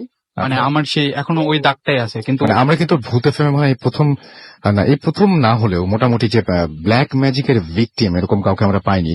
সো আজকের এই আকর্ষণ ছিল যে ব্ল্যাক ম্যাজিকের ভিকটিম একজনকে আমরা পেয়েছি। একদম সরাসরি তার কাছ থেকে শুনে নিন যে কি কি ধরনের ঘটনা ঘটে। আচ্ছা, ডোরাকাটা দাগটা কি সাপের মতো একটা ডোরাকাটা দাগ, রাইট? হ্যাঁ, সাপের মতো স্পাইরাল ছিল, আবার স্ট্রেটও ছিল, মানে একটা দাগ ঠিক না, মানে অনেকগুলো ছিল, অনেকগুলো দাগ। সাপোজ আমার একটা শাড়িতে একরকমের স্পাইরাল একটা আছে, আর একটা স্ট্রেট, মানে বিভিন্ন সাইজের দাগগুলো ছিল। তো আমি জীবনে অনেক কষ্ট পেয়েছি, আমার ওইখান থেকে রক্ত বের হতো, আমার বাবা মা ওই দাগগুলো থেকেই। হ্যাঁ, ওই দাগগুলো থেকে রক্ত বের হতো, ওগুলা ফেটে রক্ত বের হতো। তো আমার পরিবারের ওইখানে আমার বাবা কখনো এগুলা বিশ্বাস করেন না, মানে এইসব প্যারানর্মাল এইসব বিষয়গুলো বিশ্বাস করেন না, উনি বিলিভ করেন না, উনি সবকিছু কি মানে সায়েন্টিফিক ব্যাখ্যা দিতে চান। তো উনি বললেন যে এটা সাধারণ চর্মরোগ, তো এটা আমরা ভালো ডক্টরের কাছে ট্রিটমেন্ট করলে সুস্থ হয়ে যাবো, ঠিক হয়ে যাবে। তো তখন আমাকে নিয়ে যাওয়া হয় রাজশাহীতে একটা হসপিটালে বড় ডাক্তারের কাছে দেখানোর জন্য। তো ডক্টরের কথাটাই হলো অন্যরকম। ডক্টর যে কথাটা বলেন যে এই রোগের কোনো ট্রিটমেন্ট নেই, মানে উনি এক কথাই বলে দিলেন যে এই রোগের কোনো ট্রিটমেন্ট এখনো পর্যন্ত পৃথিবীতে নেই, মানে এই রোগের কোনো ট্রিটমেন্ট আমি দিতে পারবো না, আর কোনো ডাক্তারের পক্ষেও দেওয়া সম্ভব না। তো আমার বাবা বিশ্বাস করলেন না, এটা তো একটা নর্মাল একটা চর্মরোগ, এটা তো চিকিৎসা থাকবেই, উনি কোন হিসাবে এই কথাটা বলেন। তো এই কথাটা বলার পরে আমরা অন্য ডাক্তারের কাছে যাই, কিন্তু এই কথা মানে ওই ডক্টরটা কোন হিসাবে বলেন, মানে এটা তো উনার বলার অধিকার নাই যে পৃথিবীতে চিকিৎসা নেই। উনি কিভাবে জানলেন যে পৃথিবীতে চিকিৎসা নেই? উনার কাছে হয়তো নেই, মানে ডাক্তার বাবার কথা। হ্যাঁ। আচ্ছা, তারপরে যাই। তারপরে 7 দিন পরে, জাস্ট 7 দিন পরে ওই ডক্টরটা নিখোঁজ হয়ে যায়, ওকে আর কোথাও খুঁজে পাওয়া যায় না। রাজশাহী শহরে উনি খুব নাম করা ডাক্তার, মানে চর্মরোগের স্পেশালিস্ট। আমরা নাম শুনতে চাচ্ছি না, আমরা আপনি খুঁজে পাননি তারপরে উনাকে আর খুঁজে পাওয়া যায়নি, উনি উধাও হয়ে যায়। পরে জানা যায় যে উনি আসলে মানুষ ছিলেন না, উনি আসলে জিন ছিলেন।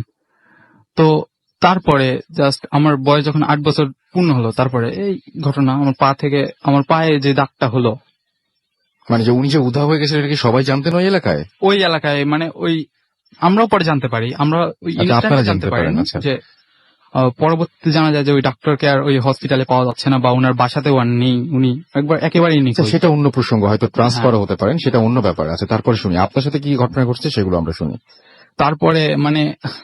তারপরে আমি এভাবে চলতেছিল, আমার কোনো ট্রিটমেন্ট নাই, বিভিন্ন ডাক্তারের কাছে দেখাই, ঢাকাতেও আসি, বিভিন্ন ডাক্তারের কাছে দেখাই, কিন্তু সবাই ওটার ব্যাখ্যাটা দিতে পারেনি। মানে কি রোগ এটা, কোনো ভাইরাস ঘটিত নাকি ব্যাকটেরিয়া বা অন্যান্য কোনো সাইন্টিফিক ব্যাখ্যা দিতে পারেনি। তো আমার বাবা সিদ্ধান্ত নেয় বিদেশে যাবেন, বিদেশে ট্রিটমেন্ট করানোর জন্য নিয়ে যাওয়া হবে। যেহেতু আমার ওটা থেকে রেগুলার রক্ত বের হতো, আমি খুব কষ্ট পেতাম, মানে আমার জীবনে অনেক বড় কষ্ট পেয়েছে আমার হার্ট, আমার এত কষ্ট আমি কখনো পাইনি। তো এভাবে চলছিল, আমি কিছু করার নাই, যেহেতু আমার ওটার কোনো চিকিৎসা হচ্ছে না, আমি আপাতত ওইভাবে ছিলাম। কিন্তু দেন আমার বয়স যখন সাপোজ আমার 17 বছর পূর্ণ হতে 7 দিন বাকি, তখন আমার ওইভাবে হিসাব ছিল না। ওই সময়টাতে আমার মামা আসেন। মামা দীর্ঘদিন পড়াশোনার কাজে ব্যস্ত ছিলেন, মামা ঢাকাতেই থাকতেন। মামা কখনো আমাদের এখানে ওই এলাকাতে যাইতেন না আর কি। তো অনেকদিন পরে মামা যায়। মামা যাওয়ার পরে আমি যখন গোসল করতে যাব, তো গোসল করতে যাওয়ার সময় আমার পিঠের দাগটা দেখতে পাই আর কি। তো দেখতে পায় মামা একটা করেন যে এটা হয়তো কোনো ব্ল্যাক ম্যাজিকের। তারপরে মামার বিষয়টা বলে নেওয়া ভালো যে মামার রাশিগত কিছু ব্যাপার আছে। মামার রাশিটা আসলে পিওর তুলা রাশি। রাসেল ভাই, আমি একটা কথা বলতে চাচ্ছি যে রাশি সম্পর্কে আমাদের যে কনসেপ্ট, আমরা রাশি নিয়ে এখন কিছু শুনবো না, আমরা আপনার ঘটনা শুনবো। অনেকে অনেক কিছু জানেন। আচ্ছা ঠিক আছে ভাই। হ্যাঁ, আমরা সেটা শুনবো না এখন। হ্যাঁ, তো মামা বুঝতে পারেন যে কিছু একটা আছে এখানে, সমস্যা আছে। তো মামা সরাসরি আমাকে বলেননি, আমার মাকে বলেন, মাকে কাছে ডেকে বলেন যে এরকম, তো ওর তো আসলে ভিকটিম, ব্ল্যাক ম্যাজিক করা হয়েছে ওকে। তো আমার মা বিশ্বাস করে না, বলে আমি একটা জিনিস খালি এখানে বলি যে আপনার মামু এখানে আজকে উপস্থিত আছেন, এবং তিনি যেটা তার যে ব্যাপারটা সেটা হচ্ছে, তিনি আমাকে কথা হচ্ছিল এবং তিনি বলছেন তিনি বেশ কিছু আমল করতেন, এবং এই আমলের কারণে আগে থেকে অনেক খবর পেয়ে যেতেন, তিনি গেস করতে পারতেন বেসিক্যালি, এবং যেই মানুষটা সুস্থ স্বাভাবিক মানুষ সে মারা যাচ্ছে, মামার কেসগুলো অনেক ক্ষেত্রে এরকম টাইপের জিনিসগুলো তিনি আমাকে তাই বলেছেন, যে তিনি গেস করেই প্রথমে বলেছেন, তার মনে হয়েছে যে এটা হয়তো ব্ল্যাক ম্যাজিকের ব্যাপারটা। তারপরে আপনারা কিভাবে বুঝতে পারলেন যে আসলে ব্ল্যাক ম্যাজিক কিভাবে পাওয়া গেল, কাকে? তারপরে মামার কাছে আসলে কোন স্পিরিট আছে কিনা ওইভাবে মামা আমাকে ওইভাবে বলেনি, তবে সম্ভবত আছে। সেটা অন্য গল্প, আমি শুনতে চাচ্ছি আপনি তারপরে কিভাবে পেলেন। তো মামা ওই দিন একটা সিদ্ধান্ত নেয়, মামা গোপনে একটা কবিরাজ বা ওই এলাকার, আমাদের এলাকাটা রাজশাহীর কোন একটা গ্রামে, আমি গ্রামটার নামও স্পেসিফিক ভাবে বলে দিতে পারি, কেউ যদি সত্যতা বিষয়ে চ্যালেঞ্জ করেন তো আমি বলতে চাচ্ছি, ওটা রাজশাহীর গাঁওপাড়া নামে একটা গ্রাম, তো সেই গ্রামের ঘটনা। তো মামা ওই বাইরের কোন কবিরাজের কাছ থেকে নেয় আসলে, যে আসলে কি বিষয়টা কি ডিটেলস বলার পরে ওই কবিরাজটা ধরতে পারেন বিষয়টা, যে একে ব্ল্যাক ম্যাজিক করা হয়েছে। তো ওই কবিরাজ মামাকে একটা টিপস দেয় যে তুমি এইগুলা করবা। তো মামা সেই অনুযায়ী কাজগুলা করে পরবর্তীতে। তো আমাদের বাড়িতে আসার পরে মামা কিছু আগরবাতি আর মোমবাতি কিনে আনে, আরো কিছু জিনিসপত্র কিনে আনে, সুগন্ধি। তো জিনিসগুলা কিনে আনার পরে মামা একটা রুম, আমাদের বাসার একটা রুম আসলে ভালো করে পরিষ্কার করে মামা ওইখানে ধ্যানে বসেন। মামার ধ্যানের কথা তো আগেই বললাম, মামা ধ্যানে বসলে আসলে ওই জিনিসগুলো আসলে নোটিস করতে পারেন আসলে কি সমস্যাটা। তো ধ্যানে বসার পরে ধ্যানে বসলেন, রাত 10টার দিকে ধ্যানে বসছিলেন। তো দরজা লাগায় ধ্যানে বসছিলেন। পরের দিন সকালে আমি আর আমার আম্মু আমরা দরজা নক করলাম, দরজা দেখি দরজা লক না, সরি দরজা ওপেন, কিন্তু মামা নাই ভিতরে। মামা কোথায় গেছে, মামাকে খুঁজে পাওয়া যাচ্ছে না। আর সেই দিনটা ছিল হলো শুক্রবার, জুমার দিন। তো মামাকে খুঁজে আমরা পাই না। পরে মামাকে একবারে পাওয়া যায় জুম্মার নামাজের পরে। জুম্মার নামাজের পরে মামা আসেন, নামাজ পড়ে মাথায় টুপ ছিল, মামা টুপি থাকা অবস্থায় পিছে একটা টুপলির একটা ব্যাগ আর কি, কেমন বলবো আমি, ওই টুপলির মতো একটা ছোট পুটলি টাইপের, পুটলি, ঠিক আছে, কালো ব্যাগের। তো ওই ব্যাগটা সহ মামা আসেন। মামা সে ওইটার ভিতর থেকে আমাকে যে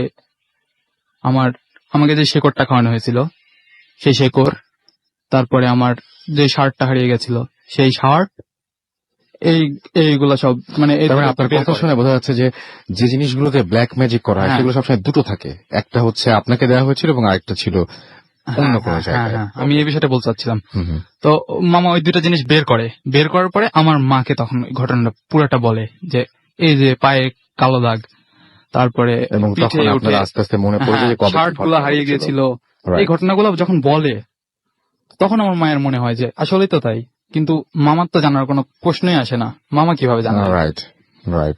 তখন ওই মামা তখন ওগুলা বলেন যে ওটা আগুন দিয়ে পুড়িয়ে দাও। তো আমরা ভালোভাবে আগুন দিয়ে পুড়াই দিলাম, একবারে ছাই করে দিলাম। তো ওই ঘটনার পরে ইনস্ট্যান্ট আমি যে এত আনন্দ পাইছি, আমার খুব ভালো লাগছে আর কি।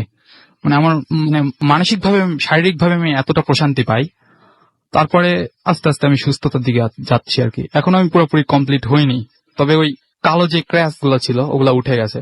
তো এখন ওই ডিবির মতো হয়ে আছে ওইগুলা, কি আর ব্লাড ব্লিডিং হয় না আর ব্লিডিং হচ্ছে না এখন, অলৌকিক ভাবে সব ঠিক হয়ে গেছে। ওই ধরতে পারার পরে ওটা যখন পুড়িয়ে দেওয়া হয় তারপর থেকে ওটা ঠিক হয়ে যায়। আপনাকে অনেক অনেক অনেক অনেক ধন্যবাদ আপনার ঘটনা। আমি বলেছিলাম শুরুতেই যে রাত যত বেশি হবে তত ঘটনা ভয়াবহ বাড়বে, ধন্যবাদ। এবং তাই হচ্ছে, এবং আপনারা যারা সঙ্গে রয়েছেন তারা মনে হয় সেটা উপলব্ধি করতে পারছেন। যাই হোক, যারা SMS করতে চান তারা মোবাইলের মেসেজ অপশনে গিয়ে টাইপ করুন ফুর্তি, FORTI ফুর্তি, স্পেস দিয়ে লিখুন আপনার নাম, স্পেস দিয়ে আপনার মেসেজ পাঠিয়ে দিন 9840 নাম্বারে। যারা আমাদেরকে ইমেল করে ঘটনা পাঠাতে চান তাদেরকে ইমেল অ্যাড্রেসটি দিয়ে দিচ্ছি, bhutfm@radiofurti.fm, which is bhwtfm@radiofurti.fm। এবং যারা আমাদেরকে ফেসবুকে কমিউনিকেট করতে চান তাদেরকে বলি www.facebook.com/radiofurti। আমরা ছোট্ট একটা বিরতিতে যাব এবং বিরতির পরে আবারও ফিরে আসছি নতুন অতিথি নিয়ে। সেই পর্যন্ত সবাই আমাদের সঙ্গে থাকুন। কয়েকটা বেশ মজার এসএমএসও রয়েছে, সেই এসএমএস গুলো পড়বো ইনশাআল্লাহ। সো আমাদের সাথে থাকুন। স্টে টিউনড রেডিও ফুর্তি এন্ড ডোন্ট স্টপ দ্য ফুর্তি। Bhoot FM. The night comes alive.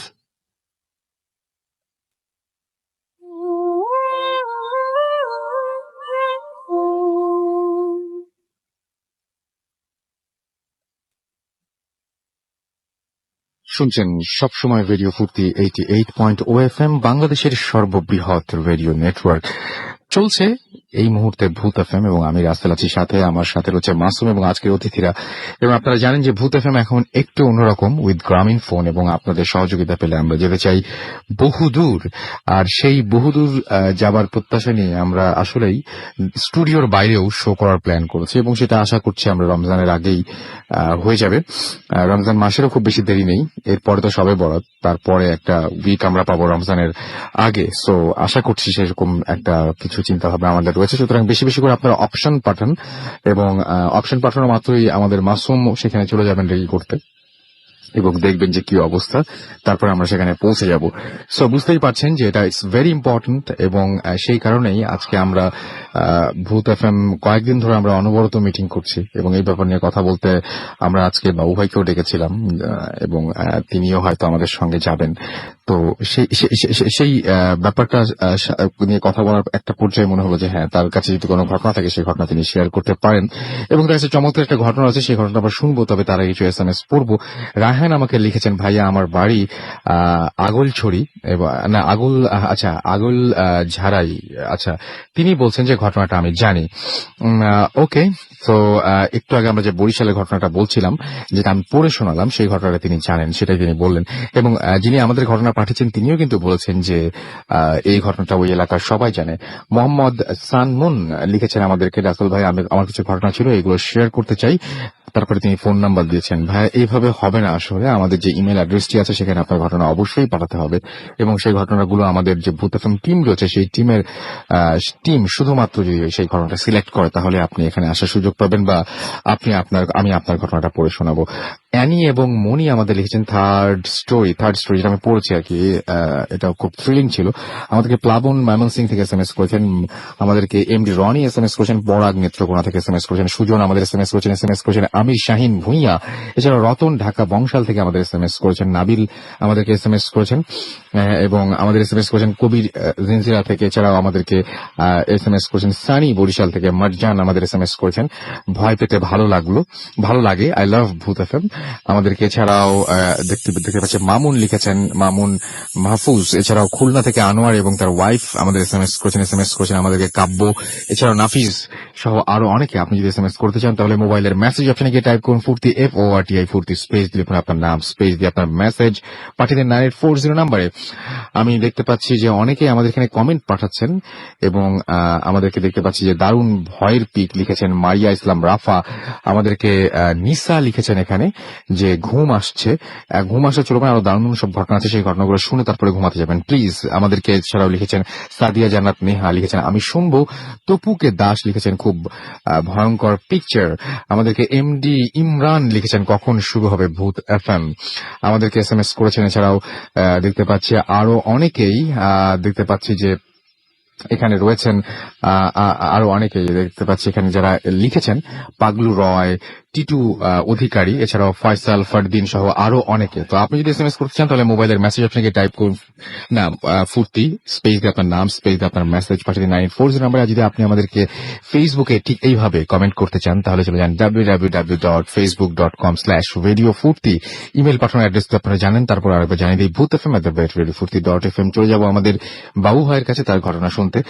ভাই চলেই আমরা এবং শুরুতে জানতে চাই যে এই ঘটনাটা কোথায় ঘটেছিল বা আপনার নিজের কিনা, বা আর কি ঘটনাটি আপনাকে থ্যাংক ইউ রসুল ভাই। ঘটনাটা আমার নিজের না, এটা ইন্ডিয়া থেকে পাঠিয়েছে বা বলেছে আপনি। ওনার নাম হচ্ছে অরিন্দম পল, ওনার ডাক নাম হচ্ছে রানা। আজকে ওনার কাছ থেকে কাহিনীটা শুনলাম বেসিক্যালি বুধবার আসার আগেই। তো কাহিনীটা হচ্ছে ওনার দাদার এক বন্ধুর কাহিনী। ওনার দাদার বন্ধু যিনি ছিলেন তার আপনার রেন্ট কারের বিজনেস ছিল আর কি। তো উনি আপনার গাড়ি ভাড়া দিতেন আর কি। তো যেটা হয়, ওনার নাম সম্ভবত ছিলেন সৌরভ।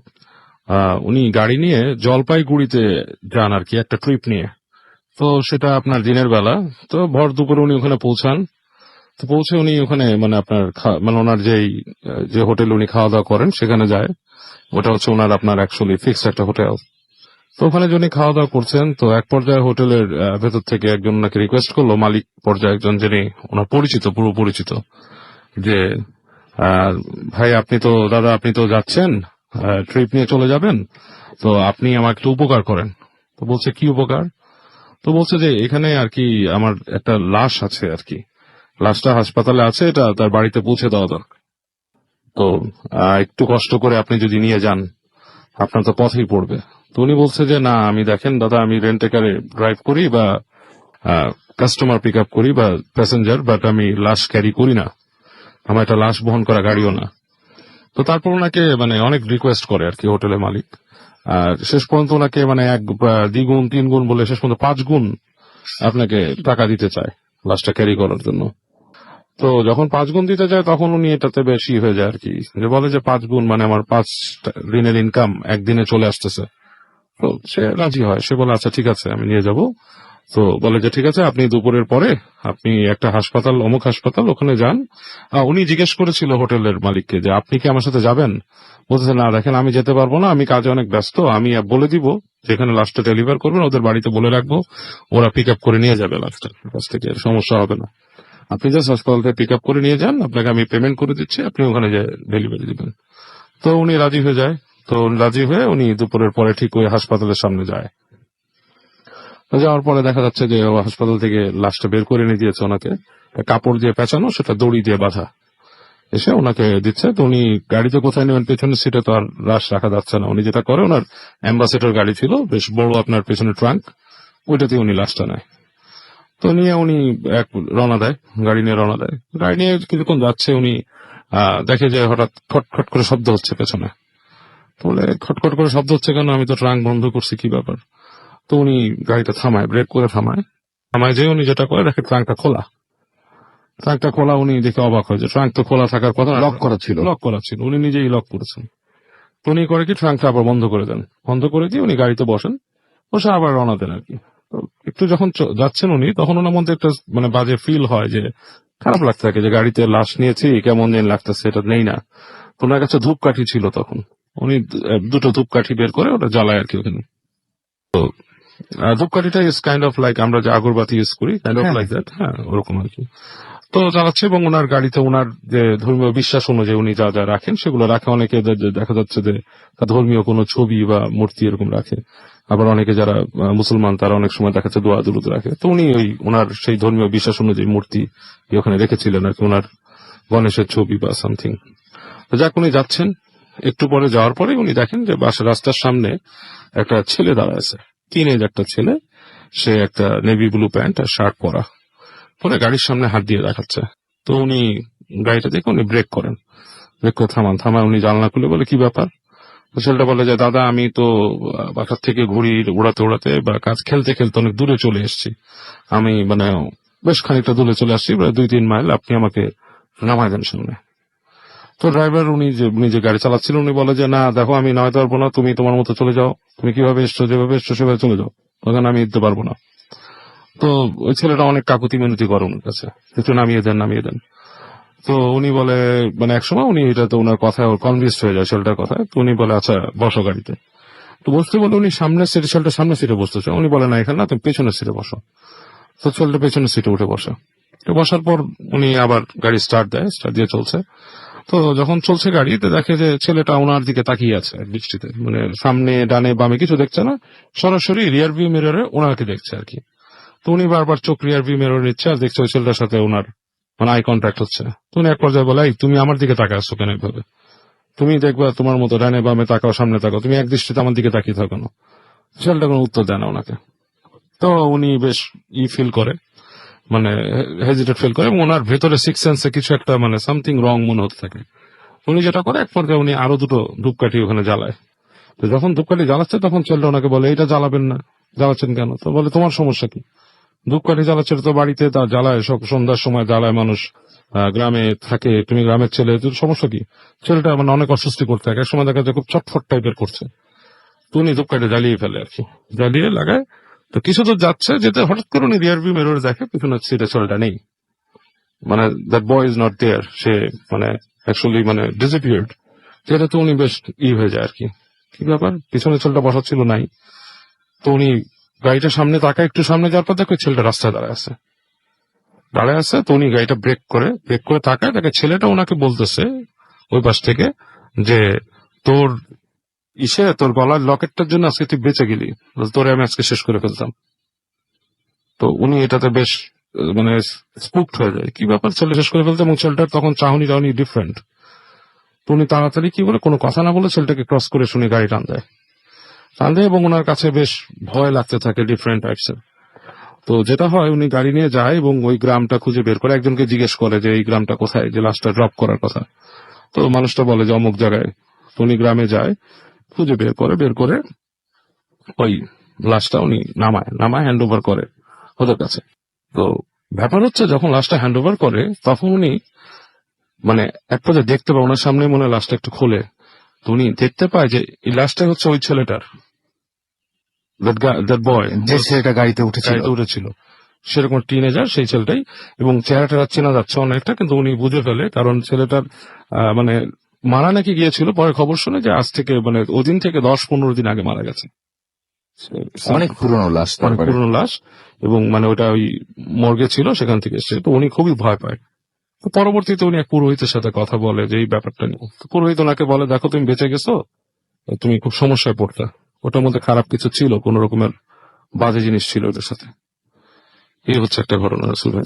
ওকে, আমরা পরবর্তীতে আবার আপনার কাছে আসবো। আমরা পরে আমাদের আরো একজন অতিথি আছে, তার কাছে একটা ঘটনা শুনি, এবং মাঝখানে কিছুটা সময় আমরা কিছু SMS পড়ে ফেলি। এবং আমি দেখতে পাচ্ছি আমাকে অলরেডি SMS করেছেন, দেখতে পাচ্ছি সুমন খুলনা থেকে, আলামিন আমাদের SMS করেছেন, ডিয়ার আছে থেকে SMS করে দিয়েছেন, আই লাভ ভূত এফএম এমডি রাসেল হোসেন লিখেছেন আমার SMS পড়ো না কেন, আমাদেরকে চুন্নু লিখেছেন বেশ ভালো, আমাদেরকে সৌরভ খুলনা থেকে লিখেছেন আমার SMS কেন কোনোদিন পড়া হয় না কেন, মেঘলা বাবু লিখেছেন বাবু ভাই স্টোরিটা দারুণ, আমাদেরকে এছাড়াও লিখেছেন ফুর্তি, আচ্ছা নামটা পড়তে পারলাম না, অভি রয় আমাদের SMS করেছেন, আজকে প্রায় 2 মাস পর তিনি ভূত এফএম শুনছেন আর ভয় পেয়ে জমে গেলাম, থ্যাংক ইউ সো মাচ, আমার ওয়েলকাম ব্যাক। আমাদেরকে সুজন লিখেছেন হরর মুভি দেখে আর তারপরে পড়তে পারলাম না। সাব্বির আমাদের SMS করেছেন কেমন আছেন, এছাড়াও আমাদেরকে প্রিয়াঙ্কা লিখেছেন সিলেট থেকে যে ইটস হট। আমাদেরকে মিল্টন লিখেছেন নরসিংদী দাসপাড়া থেকে যে হাউ আর ইউ রাসেল ভাই, আজকে ঘটনাগুলো মারাত্মক লাগছে। মাসুম ভাইকেও থ্যাঙ্কস জানিয়েছেন পুরো জিনিসটা। আচ্ছা, মাসুম ভাইকে বলেন মিউজিক ব্যাকগ্রাউন্ডটা মারাত্মক করে দিতে। ওকে, হি ইজ ডুইং দ্যাট, এবং আমি আশা করছি যে আরো জমজমাট হবে ইনশাল্লাহ। সোমা আমাদেরকে লিখেছেন যে ভয় পাচ্ছি। আমাদেরকে পল্লব লিখেছেন, এছাড়াও আহনাফ আমাদের লিখেছেন যে কালকে এক্সাম, তাও ভূত এফএম শুনছি, এটা ঠিক না অবশ্যই। তানজিম খুলনা থেকে আমাদের এসএমএস করেছেন আমাদেরকে জিয়ন এবং ফারা, এসএমএস করেছেন দীপ্ত, এছাড়া আমাদের এসএমএস করেছেন অন্তর ঢাকা থেকে, এবং বাবু ভাই স্টোরিটা তার কাছে ভালো লেগেছে। সজীব আমাদের ওয়ারি থেকে এসএমএস করেছেন, স্টোরিটা নাইস, ভয় লেগেছে তার কাছে। কাজীপাড়া থেকে ফারহান লিখেছেন বাবু ভাই গলায় কি লকেট ছিল? আচ্ছা, গলায় মনে হয় নিশ্চয়ই কোনো ধর্মীয় কোনো ব্যাপার ছিল আর কি,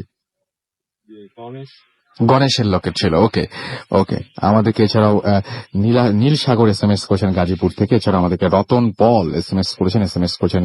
আরো অনেকেই। আপনি যদি এসএমএস করতে চান তাহলে মোবাইলের মেসেজ অপশনে গিয়ে টাইপ করুন ফুর্তি, FORTI ফুর্তি, স্পেস দিয়ে লিখুন আপনার নাম, স্পেস দিয়ে আপনার মেসেজ পাঠিয়ে দিন 940 নম্বরে। ফেসবুকের কমেন্টগুলো নিয়ে একটু পরে ফিরে আসবো। তার আগে আরো একটা ঘটনা শুনে আসি। আপনার নামটা প্লিজ একটু বলবেন এবং আপনি কোথা থেকে এসেছেন?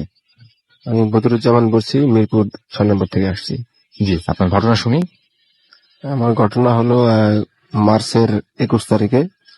আমি আপনার ঘটনার শুরুটা একটু প্রেক্ষাপটটা বলে দিই, তাহলে সবার বুঝতে সুবিধা হবে যে আপনার যে গ্রামের বাড়ি, সেই গ্রামের বাড়িতে একটা গাছ আছে, যে গাছটা নিয়ে অনেক ঘটনা শোনা যায় এবং সেখানে কিছু ঘটনা ঘটে। এবং সেই ঘটনাটা কি ঘটেছিল, তারপরে আপনি সেই ঘটনা ঘটার পরে সেই গাছের নিচেই দাঁড়িয়ে দাঁড়িয়ে ঘটনাটা বলছিলেন এবং সবাই মিলে সেখানে থাকেন। গাছের কি ঘটনা ঘটেছিল? গাছে প্রথমে একটা পিচ্চিকে নিয়ে ঘটনা ঘটে। এটা হচ্ছে 21 তারিখে আমি একা যাই ওখানে বেড়াইতে আমার আঙ্কেলের বাড়িতে। তো আঙ্কেলের ঘরের পেছনেই এবং মেন রোডের পাশে গাছটা, বট গাছ, তো অনেক পুরনো গাছ।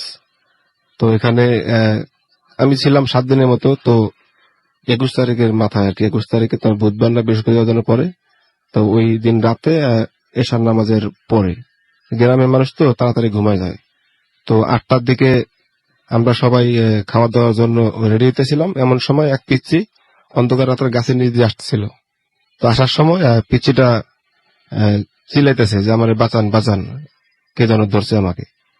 তো পিচ্চিটা প্রথমে আমাদের আঙ্কেলের বাড়িতেই আইসা পরে, দরজার সামনে আইসা গেটের সামনে এসে ঠাস করে পড়ে যায়।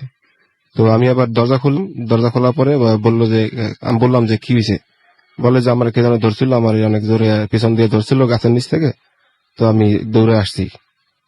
পরে আমি এবং আঙ্কেল সহ লাইট দিয়ে ওর বাসায় দিয়ে আসার পরে আঙ্কেলরে বললাম যে মানে কাহিনীটা কি, এটা কি হলো? তো আঙ্কেল বললো যে এই গাছের মধ্যে অনেকদিন থেকে কিছু একটা আছে, তো এটা সবাইকে ক্ষতি করে না, অনেক সময় একা কাউরে পাইলে তখন চেষ্টা করে ক্ষতি করার। তো ওখানে হলো আমার জানলাম যে কিছু একটা থাকে। তো আমি পরে চলে আসছি 2 দিন থেকে।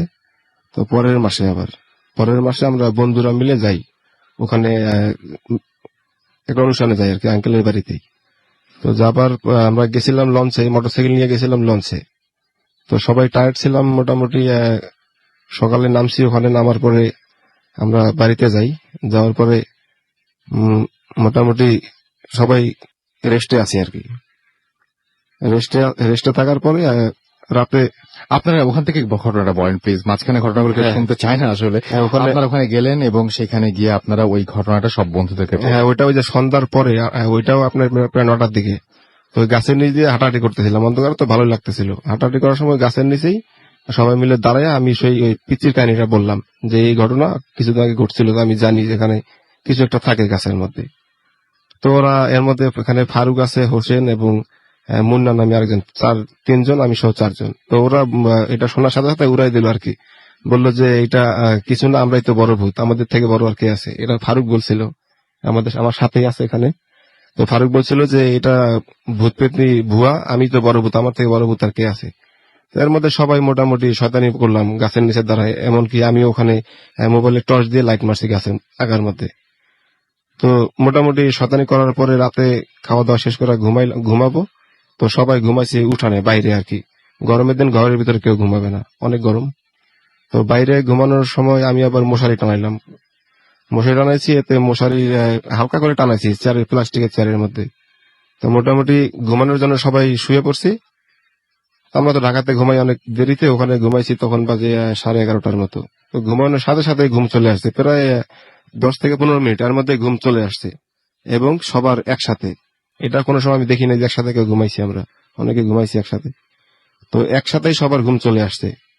ঘুম আসার পরে, চোখ লাগে আসার পরে এমন সময় দেখতেছি যে আমি তো ঘুমাইছিলাম মেইন গাছের কাছাকাছি আর কি। একসাথে আমি ঘুমাইছিলাম ডান দিকে গেটের কাছে এবং গাছের কাছে, আর ওরা ঘুমাইছিল বাম সাইডে। তো এর মধ্যে আমি আবার বলছিলাম যে আমার মাঝখানে দিয়ে আমি সাইডে ঘুমাবো না, তো ওরা বলছে যে না আমি এদিকেই থাকবো। ওরা আমার বাধ্য হয়ে শুইতে হয়েছে এদিকে। তো শোয়ার পরে ডান দিকে কাইতে হয়ে শুয়েছি, তো দেখতেছি যে গাছ দেখলেও ভয় লাগে রাতের বেলা, তো বাম দিকে কাইতে হয়ে শুইলাম। শোয়ার পরে 15 মিনিট পরে ঘুমানোর পরে এখন দেখতেছি যে আমার দাঁড়া করা ফেলাইছি মশারির ভিতরেই। আমি প্রথমে ছিলাম আমার উপরে ভর করছে ওই জিনিসটা, সেটা যেটাই হোক আর কি, আমি তো বলতে পারি না, এত খারাপ কিছু একটা। তো আমার ধরা পরে আমাকে দিয়েই ওই আমার সাথে ছিল মুন্না, এবং তার পাশে ছিল হোসেন, আর ফারুক ছিল ওই কর্নারে। তো আমার 2 হাত দিয়ে 2 জনের গলা ধরে ফেলছে, এবং আমার ওদের উপরে উঠাইছে, আর শরীরের উপরে সহ উঠানোর পরে 2 জনেরই আমাকে দিয়ে মারতেছে। এর মধ্যে ওরা মানে আপনার ভেতরে কিছু একটা ভর করেছে বা ভর করেছে, হ্যাঁ, আপনারা ওই নিজেরা উঠে, আপনি নিজে উঠে হ্যাঁ, আমি ওদেরকে নিজে মারছেন। উঠে ওদেরকে মারতেছি আর কি। তো ভর করছে, এর মধ্যে ওরা 2 জন চোখ খুলছে। চোখ খোলার পরে মুন্না যে আমার সাথে ছিল, ও আমাকে বলতেছে কি ভাই আমারে মারো কেন? আর আমি কিন্তু কথা বলতেছি না, আমি কিছু জানি না, আমি যে মারতেছি আমি নিজেও জানি না। এর মধ্যে ও বললো যে কি আমার মারতেছে কেন? তা আমি তো কোনো কথা বলিনি। আর পাশে ওই হোসেন আবার ছিল, ও আবার দেখা বুঝতে পারছে যে কিছু একটা এখানে হইতেছে, এবং হোসেন দেখছে যে আমি 2টা, আমি ওদের উপরে ওইটা মারতেছি এবং দাঁড়ায় আছি আরেকজন, 2টা। এর মধ্যে হোসেন আবার বুঝতে পারার পরে উত্তর দক্ষিণ হয়ে গেছে। আচ্ছা, তার মানে যিনি ওখানে ছিলেন, তার কাছে আমরা একটু শুনি যে আপনি আসলে কি দেখেছিলেন যখন আপনাদের মধ্যে এসেছিলেন উনি, এবং আপনাদের ওখানে এসে যখন আপনাদেরকে মারছিলেন বা যেটা বলছেন, সে সময় আপনারা আসলে কি দেখেছিলেন? অ্যাকচুয়ালি আমি দেখছি, আমি ফারুক, তা আমি দেখছি যে মানে ওনার পেছনে আসলেই কাউকে দেখেছিলেন? হ্যাঁ, ওর পিছে সেম ওর মতোই আরেকজন, মানে আরেকটা বধূ, ওর ডাকনাম বধূ, তো আরেকটা বধূ। তো হোসেন আমার যে ফ্রেন্ডটা আমার পাশে শোয়া ছিল, তো ও ওই অবস্থা দেখে ও হয়তো বুঝতে পারছে যে কোনো অন্য কেউ হয়তো, ও উত্তর দক্ষিণে লাত মারে, বুকে লাথি মারার পরে দেখা যায় বধূ নেই, ওই ডাবল বধূ থেকে সিঙ্গেল বধূ আসে। এটা আপনারা একদম নিজের চোখে দেখেছেন? নিজের চোখে দেখা, একদম আমাদের কয়জন চোখে দেখেছেন দেখা। আপনারা? আমরা টোটালি 3 জন, 3 জন। বধূ দেখেনি আমি কিছু। দেখি না, শুধু ওরা 3 জনই দেখছি। আমরা টোটালি 4 জন, 4 জনের ভিতরে আমরা 3 জন দেখছি, যে আমাদের বধূর উপরে আরেক বধূ। পরে আমরা বধূকে একদম নিয়ে যাব, স্পষ্ট দেখেছেন? একেবারে স্পষ্ট, চাঁদের আলো একদম ঝিলিক মারতেছিল। একেবারে স্পষ্ট। আচ্ছা, তো মানে আপনাদের ওখানে কোনো ভুল হওয়ার তার মানে কোনো না, চান্স নাই? কোনো ভুল হলে হয়তো আমার হতে পারে, কিন্তু আমাদের তিনটা লোকের ভুল হওয়ার সম্ভাবনা না। ওকে, আপনাকে অনেক ধন্যবাদ, আপনাদের দুজনকে অনেক ধন্যবাদ। আমরা ছোট্ট একটা বিরতিতে যাব এবং বিরতির পরে আবারও ফিরে আসছি। সো আমাদের সাথে থাকুন, স্টে টিউনড রেডিও ফুর্তি, এন্ড ডোন্ট স্টপ দ্য ফুর্তি। FM, the night comes alive with grabbing force.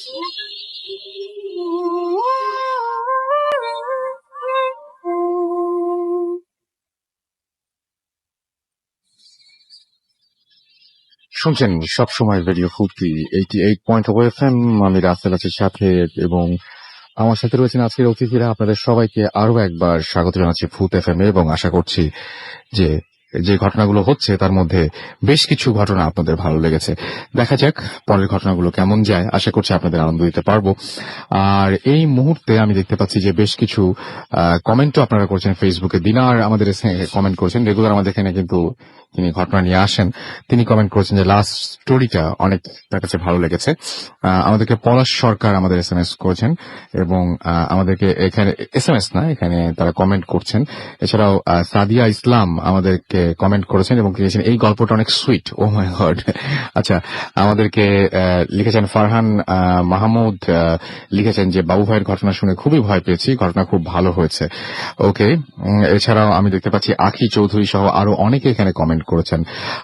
যাই হোক, আরো কমেন্ট করেছেন দেখতে পাচ্ছি রমজান মাহমুদ, আমিনুল ইসলাম, এমডি আল আমিন সম্রাট, এছাড়াও প্রিন্স মাহিম, এমডি আল আমিন সম্রাট, রাশেদ হাসান ইমরান, এছাড়াও আমাদেরকে রফিকুল ইসলাম, শাকিল খান হৃদয়, এছাড়াও দেখতে পাচ্ছি আকবর রাব্বি আমাদেরকে এখানে লিখেছেন। এছাড়াও লিখেছেন দেখতে পাচ্ছি রানা, স্টাইলিশ বয় প্রাণ, এছাড়াও আমাদেরকে সাজ্জাদ হোসেন, সাইম সহ আরো অনেকে এখানে কমেন্ট করেছেন। আপনি যদি কমেন্ট করতে চান তাহলে চলে যান www.facebook.com/radio40। আমরা চলে যাচ্ছি আবার বাবুয়ের কাছে তার সেকেন্ড ঘটনাটার জন্য।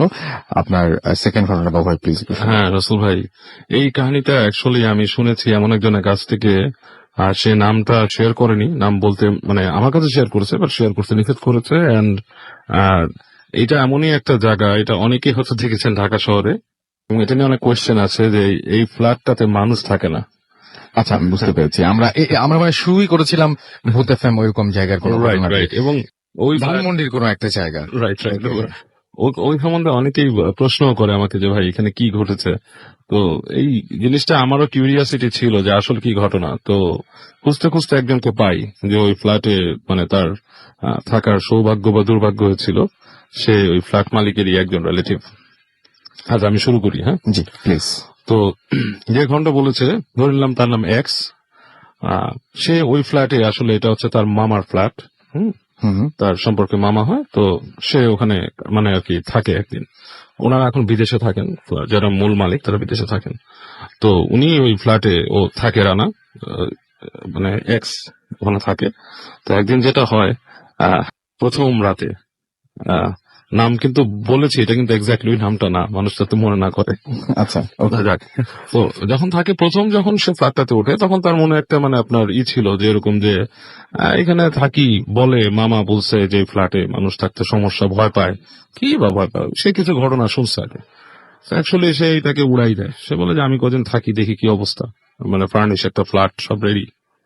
তো থাকে, প্রথম দিন সে কিছুই ফিল করে না। অ্যাকচুয়ালি সে প্রথম জায়গায় ওখানে ওঠার পরে জাস্ট লাইক অ্যাজ ইউজুয়াল একটা মানে আনকোরা ফ্ল্যাটে যদি মানুষ কেউ না থাকে যেরকম লাগে, একটু গা ছমছমে পরিবেশ, সেটা সে লাগে।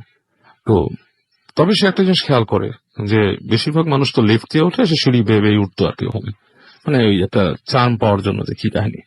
একটা জিনিস সে ফিল করে যে সে যখন নাকি ওই ফ্ল্যাটের তার লেভেলটা পর্যন্ত ওঠে নিচ থেকে, সেই পর্যন্ত ইটস লাইক কোয়াইট, ভালো লাগে তার কাছে, মানে খারাপ লাগে না, কোনো আনইউজুয়াল ফিলিং হয় না।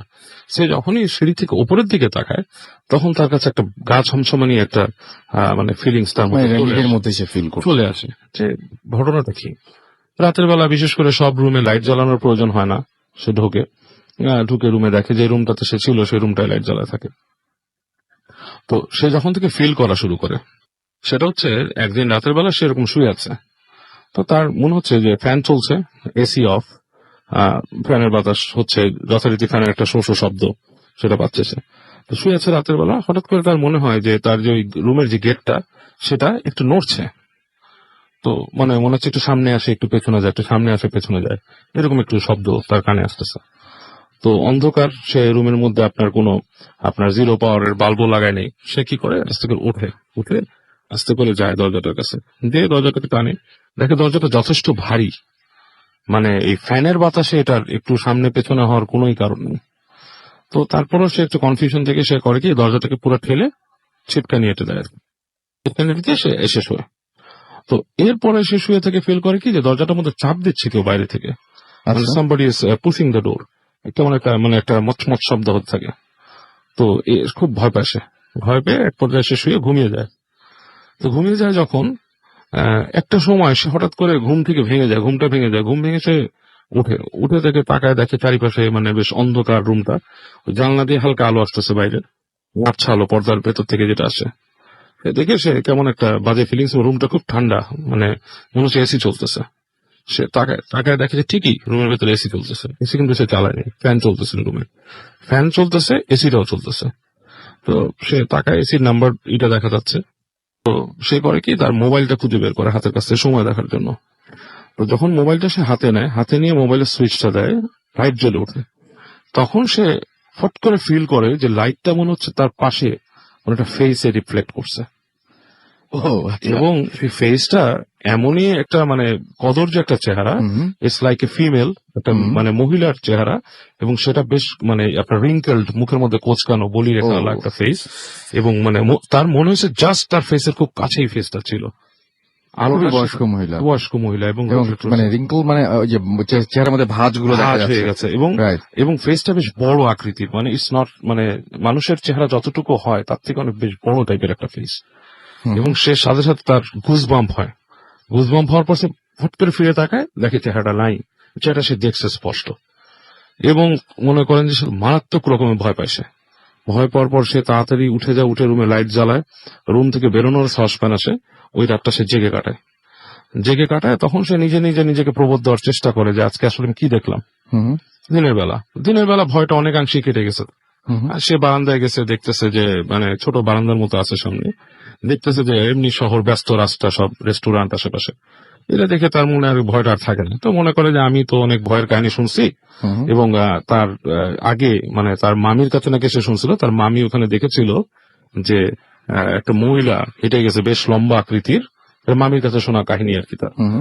লম্বা আকৃতির, এবং সে তার মানে আপনার মানে পার দিকটা দেখা যাচ্ছিল না, এরকম একটা। তো সে মনে করে যে ওই কাহিনীটা শুনে সে ভয় পাইছিল। তো সে বেশ বুদ্ধিমান একজন ছেলে, সে মনে করে হয়তো ওইটারই একটা মানে আমার উপর পড়ছে প্রেশার, এবং একলা বাড়িতে যেহেতু আসি, বাড়িটা সম্বন্ধে অনেক বদনাম, আমি হয়তো ওইটার থেকে কিছু দেখেছি। তো দিনের বেলা সেটাকে সে ভুলে যায়, মানে he didn't pay any attention. তো সে যেটা করে, সে চলে যায়, আপনার বাইরে চলে যায়, এবং নেক্সট দিন সে আপনার একই যথারীতি বিকালবেলা বাসায় আসে, বিকালবেলা বাসায় এসে বাসায় ঘোরাফেরা করে, রাতে বন্ধু বান্ধব কয়েকজনকে ডাকে ওখানে আড্ডা মারার জন্য। তো বন্ধু বান্ধবরা খুব আগ্রহ নিয়ে বাসায় আসে, আর দুইটা ফ্রেন্ড আসে, এসে বলে যে তোদের বাসা সম্বন্ধে তো শুনছি তোর মামা তো থাকে না, এরকম কাহিনী, তো তুই বলে আবার কালকে কি দেখছিস দেখি। তো ও যেটা করে যে ওদেরকে আপনার শুইতে দেয়, ওদের একটা গেস্ট রুম আছে ওখানে শুতে দেয়। তো ওই ছেলে দুইটা শোয়, রাতের বেলা সে ঘুমে আসে নিজের রুমে যথারীতি। ওই গভীর রাতে ওরকম মচমচ দরজার মধ্যে এরকম শব্দ হচ্ছে, ও দরজাও লাগাই দিছিল। তো সে উঠে সাহস করে দরজা খুলে বেরোয়, দেখে করিডোরে কেউ নেই, মানে পুরা ব্ল্যাঙ্ক একটা করিডোর, বাট এটা বেশ হরিফিক লাগতেছে, কারণ রাতের বেলা কেউ নাই, একটা ফাঁকা করিডোর। তো হেঁটে বন্ধু রুমে যায়, বন্ধুর ডাক দেয়, নক করে, ওরা ওটা বলে কি তোরা কি উঠছিলি এখানে? ওরা বলে না, আমরা কেউ উঠি না ঘুম থেকে। কি ব্যাপার? বলে যে কিছু শব্দ পাইছিস? বলে না, কোনো শব্দও পাইনি। তো সে আবার ব্যাক করে আবার শুয়ে পড়ে, এবং রাতের বেলা সে জেগে থাকে, একটু পর মোবাইল খুলে সে ফেসবুক অন করে, দেখ কিছুই নেই, নর্মাল। এইভাবে তার সবকিছুই বাসার মধ্যে সবকিছু নর্মাল, মানে অ্যাবনর্মাল কোনো ব্যাপার নর্মাল নাই। কিছু না, ওই একটা দেখার পর পরদিন নর্মালি গেল। আমি কিন্তু পুরোপুরি এই, বৃদ্ধ মহিলা যার কথা বললেন আমি তো পুরো দেখতে পাচ্ছি। ড্র্যাগ মি টু হেল নামে একটা মুভি আছে, হ্যাঁ, এবং ড্র্যাগ মি টু হেলের মধ্যে একটা বৃদ্ধা মহিলাকে দেখা, আমি পুরোপুরি একদম হ্যাঁ, আমি একদম চেহারাটা মানে দেখতে ওই পাচ্ছি। টাইপেরই একটা ভিশন আমার নিজেরও আমি পেয়েছিলাম, ওই টাইপের একটা ভিশন আমি পেয়েছিলাম। বাট মানে আমি জিজ্ঞেস করছি যে তাকে, যে চেহারাটা দেখে মানে চেহারাটা সম্বন্ধে আপনার কি ধারণা, সেটা কি দেশি বা বিদেশি টাইপের, মানে কি ধরনের? সে বলতেছে যে আমার কাছে মনে হয়েছে যে এটা মানে আমাদের দেশি টাইপেরই কোনো মহিলা, এবং গ্রাম থেকে অনেকে আছে না, অনেক পরিশ্রম করে, দেখা যাচ্ছে যে বেশ চেহারার মধ্যে একটা পরিশ্রমের ছাপ পড়ে যায়, বলছে সেই ধরনের, কিন্তু ফেসটা অনেক বড় লাগছে তার কাছে, আচ্ছা, বিশাল রেডিয়াসে, সেটাই সে দেখছিল। এনিওয়ে, তো পরের দিন হয়ে চলে যায়, তারপর সে কয়েকদিন বাসায় থাকে না, তারপর সে একদিন আবার ব্যাক করে বাসায়।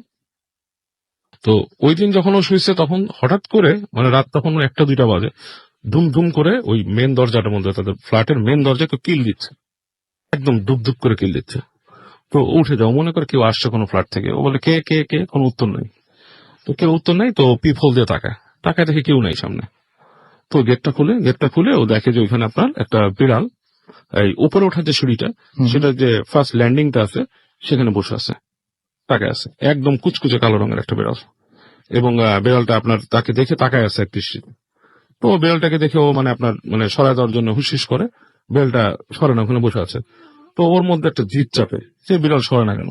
ও সিঁড়ি খুলে দরজা খুলে বের হয়ে ফার্স্ট ল্যান্ডিং এর কাছে যখন যায়, 2-3টা স্টেপ ওঠার পর বিড়ালটা সে লাফ দিয়ে সরে যায়, আবার পরের স্টেপে যায় দাঁড়ায়। তো এটা করতে ও একটা ঘোরের মধ্যেই চলে যায় বিড়ালটার সাথে, মানে একটা খেলার মতো কাইন্ড অফ।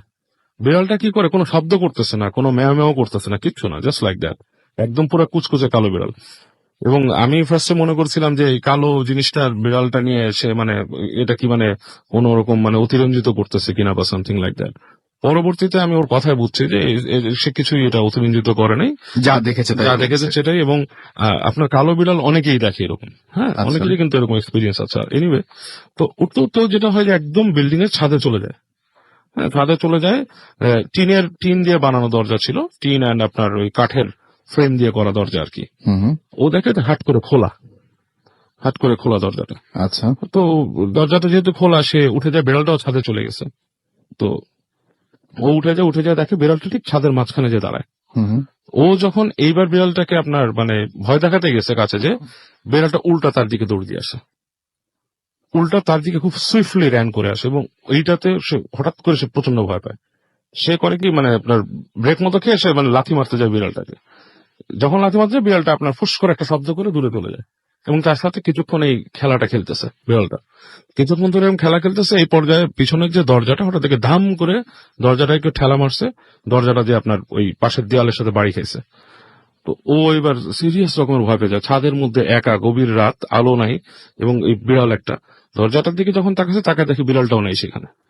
এবং মনে হচ্ছে যে কেউ একজন ওই ফুলের গাছ আছে ওখানে গো গো করতেছে, সামথিং লাইক কোনো জান্তব শব্দ টাইপের গো গো, কোনো মানুষ যদি গোঙায় বা কিছু একটা, মানে প্রচন্ড রকমের একটা ভয়ঙ্কর শব্দ।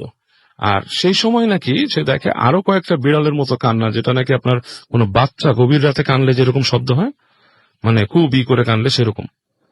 ও খুব ভয় পায়, দোয়া যা পড়ে সে ঘুরে দৌড় দিয়ে সে ফ্ল্যাটে এসে ঢুকে সে তার বিছানায় শুয়ে পড়ে। তো বিছানায় শুয়ে পড়ে সে খুব ভয় পেতে থাকে, দোয়া দুরুদ পড়তে থাকে। তো এই সময় ওর হঠাৎ করে মনে হয় যে ওদের যে ড্রয়িং রুমটা, যেই লিভিং রুমটার মধ্যে বড় লিভিং রুম আছে, সেখানে শব্দ হচ্ছে। কোনো শব্দটা কিরকম, যে মানুষজন যদি মানে কোনো হাতুড়ি দিয়ে কিছু টোকা মারতে থাকে, মানে সোফা বা কোনো ফার্নিচারে ঠাক ঠাক করে এই ধরনের একটা শব্দ। তো সে উঠে সে ড্রয়িং রুমে যায়।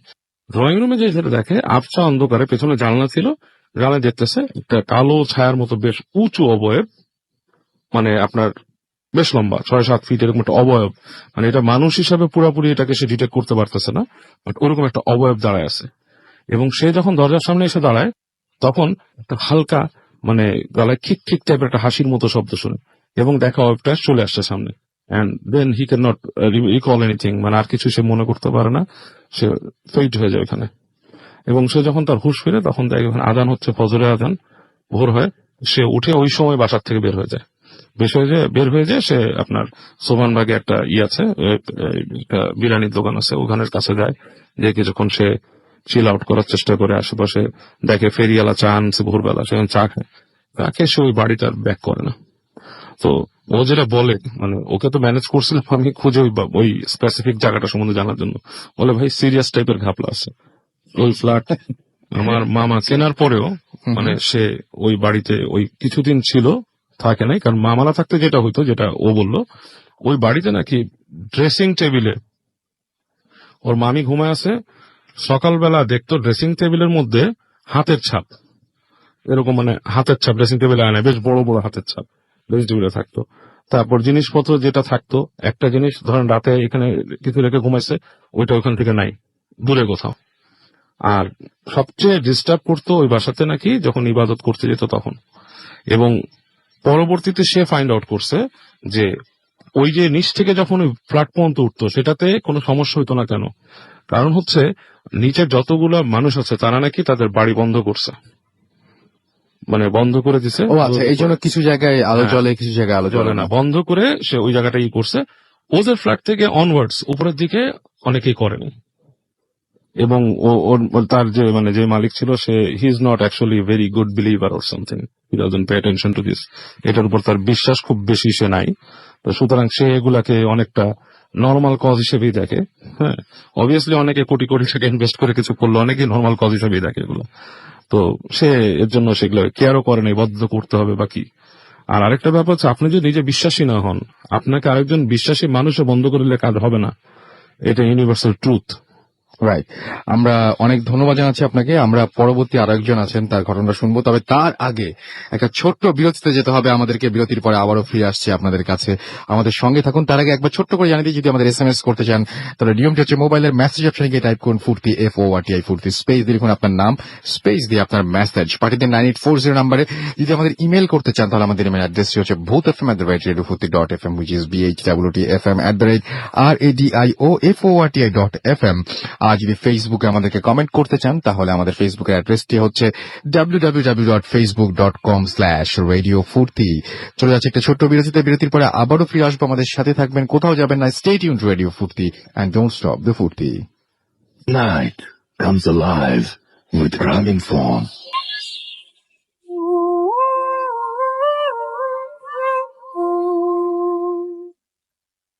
শুনছেন সবসময় রেডিও ফুর্তি, আমি রাসেল আছি, সাথে আমার সাথে রয়েছে মাসুম এবং আজকের অতিথিরা দেখতে পাচ্ছি ফারিহা তাবাসসুম। ফেসবুকে লিখেছেন ফার্স্ট স্টোরিটা অনেক ভালো ছিল, আমাদেরকে লিখেছেন ভূত FM দীর্ঘজীবী হোক। শাকিল আহমেদ, এছাড়া পারভেজ লিখেছেন আমাদেরকে যে ভাই দেরি হলো কেন, ওকে 2 মিনিট পরে আসবেন, ওকে আমাদেরকে। এছাড়াও দেখতে পাচ্ছি এখানে লিখেছেন রিমঝিম এবং আমাদেরকে লিখেছেন রেদওয়ান আহমেদ। এছাড়া আমাদেরকে লিখেছেন জাহান হোসেন, আমাদেরকে লিখেছেন এখানে দেখতে পাচ্ছি SA নিলয় সহ আরো অনেকে, ফারদিন আখতার লিউক, এছাড়াও মানিক রবি, HR অর্পণ, তারপরে আরো লিখেছেন দেখতে পাচ্ছি ফারিহা নওরিন, হাসান রিস্ক মিম, এছাড়া আমাদের লিখেছেন ফারহান ফারাবি, MD আল আমিন সহ আরো অনেকে। আর দেখতে পাচ্ছি SMS করেছেন রাকিব ডেমরা থেকে, চামিলি আমাদের SMS করেছেন ম্যাক্স 73, চাঁদ রাজশাহী থেকে আমাদের SMS করেছেন, সোহাগ আমাদের SMS করেছেন আমাদেরকে হুমায়রাব। এছাড়াও SMS করেছেন আমাদেরকে দেখতে পাচ্ছি মারুফ, রিফাত, শাহেদ, সুজন, ফয়সাল, এছাড়াও আবরার হাসান, তানভীর, আর আমাদেরকে নোমান, অর্ণব, সুজন সহ আরো অনেকে। যদি আপনি SMS করতে চান তাহলে নিয়মিত জানেন ফেসবুকে পোস্ট পাঠাতে পারেন। কিন্তু আমরা চলে যাব একটা ঘটনায়, আমাদের সাথে আরো একজন নতুন অতিথি আছে। আপনার নামটা প্লিজ একটু বলবেন, আপনি কোথা থেকে এসেছেন? হ্যালো লিসেনার্স, আমি তানভীর বলছি, আমি চুয়াডাঙ্গা থেকে এসেছি। আমার সাথে আছে ফ্রেন্ড লিওন। ঘটনা চলে যাচ্ছি। ঘটনাটি ঘটেছে 2006 সালে, যখন আমি ক্লাস 7-এ পড়ি, Jhenaidah Anirban pre cadet high স্কুলে। তো সেখানে আমি যখন ভর্তি ছিলাম আবাসিক এলাকা, তো মানে আবাসিক পড়তাম। আমাদের যে বিল্ডিং ছিল থাকার জন্য ছিল মোস্তফা বিল্ডিং, তো আমরা সেখানে থাকতাম। তো বিল্ডিং একটু বর্ণনা হালকা একটু ছোট বর্ণনা ছিল। আমাদের বিল্ডিং ঢুকেই প্রথমে স্যারের রুম ছিল, তারপরে আমাদের রুম ছিল, এবং আশেপাশে ফ্যামিলি বাসা কেমন ছিল না, কিন্তু দোতলাতে একটা ফ্যামিলি বাসা থাকতো, বাট সেরকম কেউ থাকতো না। আর আশেপাশে ডাকাডাকি করলেও দেখাচ্ছে, চিল্লালেও মানে সেমন কোনো মানে ব্যক্তি পাওয়া যেত না যে খুঁজে পাওয়া যেত।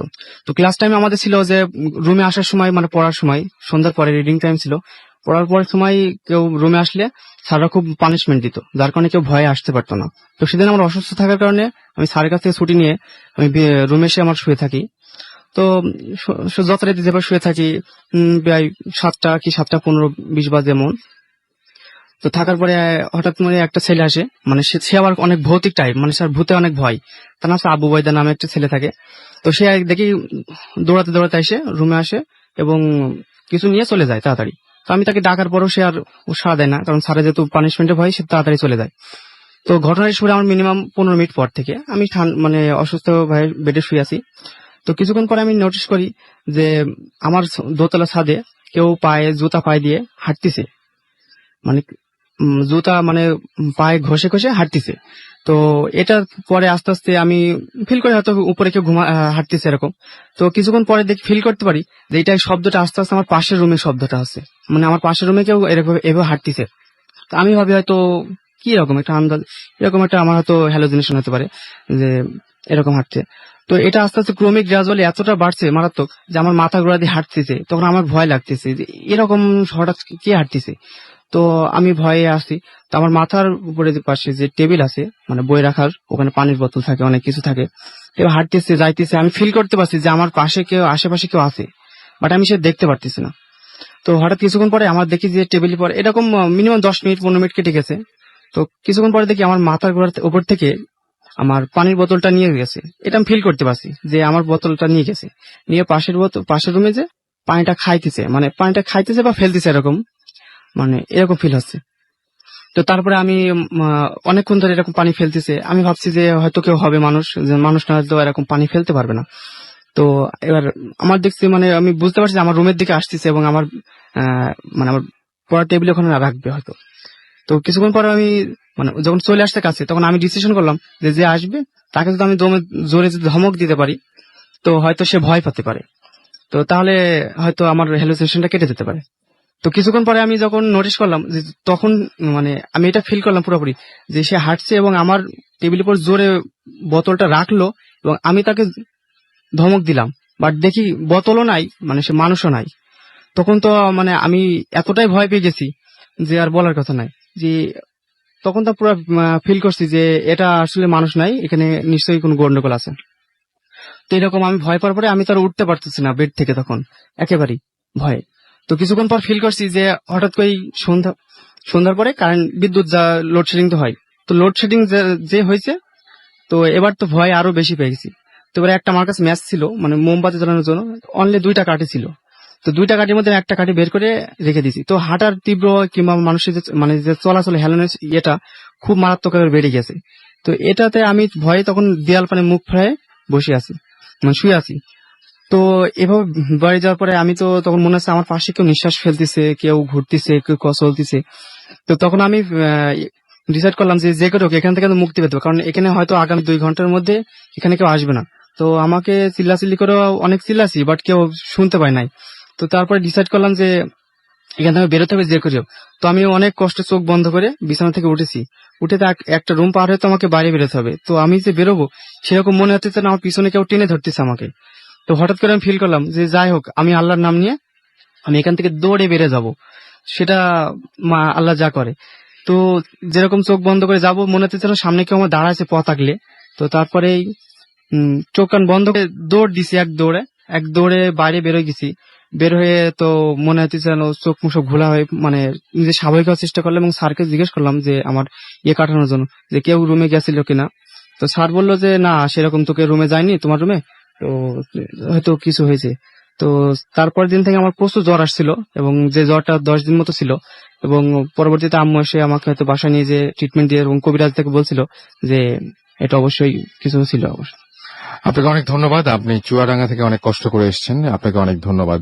আমরা চলে যাচ্ছি, দেখতে পাচ্ছি কিছু SMS এ, এবং দেখতে পাচ্ছি সুমন জ্যাকসন আমাদের SMS করছেন, কিরণ লালবাগ থেকে আমাদের SMS করছেন, আবরণ আমাদের SMS করছেন রূপা খুলনা থেকে, এছাড়াও রূপা ফয়সাল আমাদেরকে SMS করছেন, তরফা আমাদের SMS করছেন এমডি জনি, নূর মাহবুব, সুমন আমাদের SMS করছেন আমাদেরকে, এছাড়াও দেখতে পাচ্ছি সজীব, এছাড়াও অপু বরিশাল থেকে SMS করছেন, বাবু খুলনা থেকে আমাদের SMS করছেন, লিটন খান আমাদের SMS করছেন রাজশাহী থেকে, এছাড়া আমাদের SMS করেছেন দেখতে পাচ্ছি আরো অনেকেই, শিমুল আমাদের SMS করেছেন, নীল সাগর আমাদের SMS করেছেন, ফাহাদ আমাদের SMS করেছেন কাজীপাড়া থেকে আমাদের SMS করেছেন, কেউ একজন নাম লেখেননি।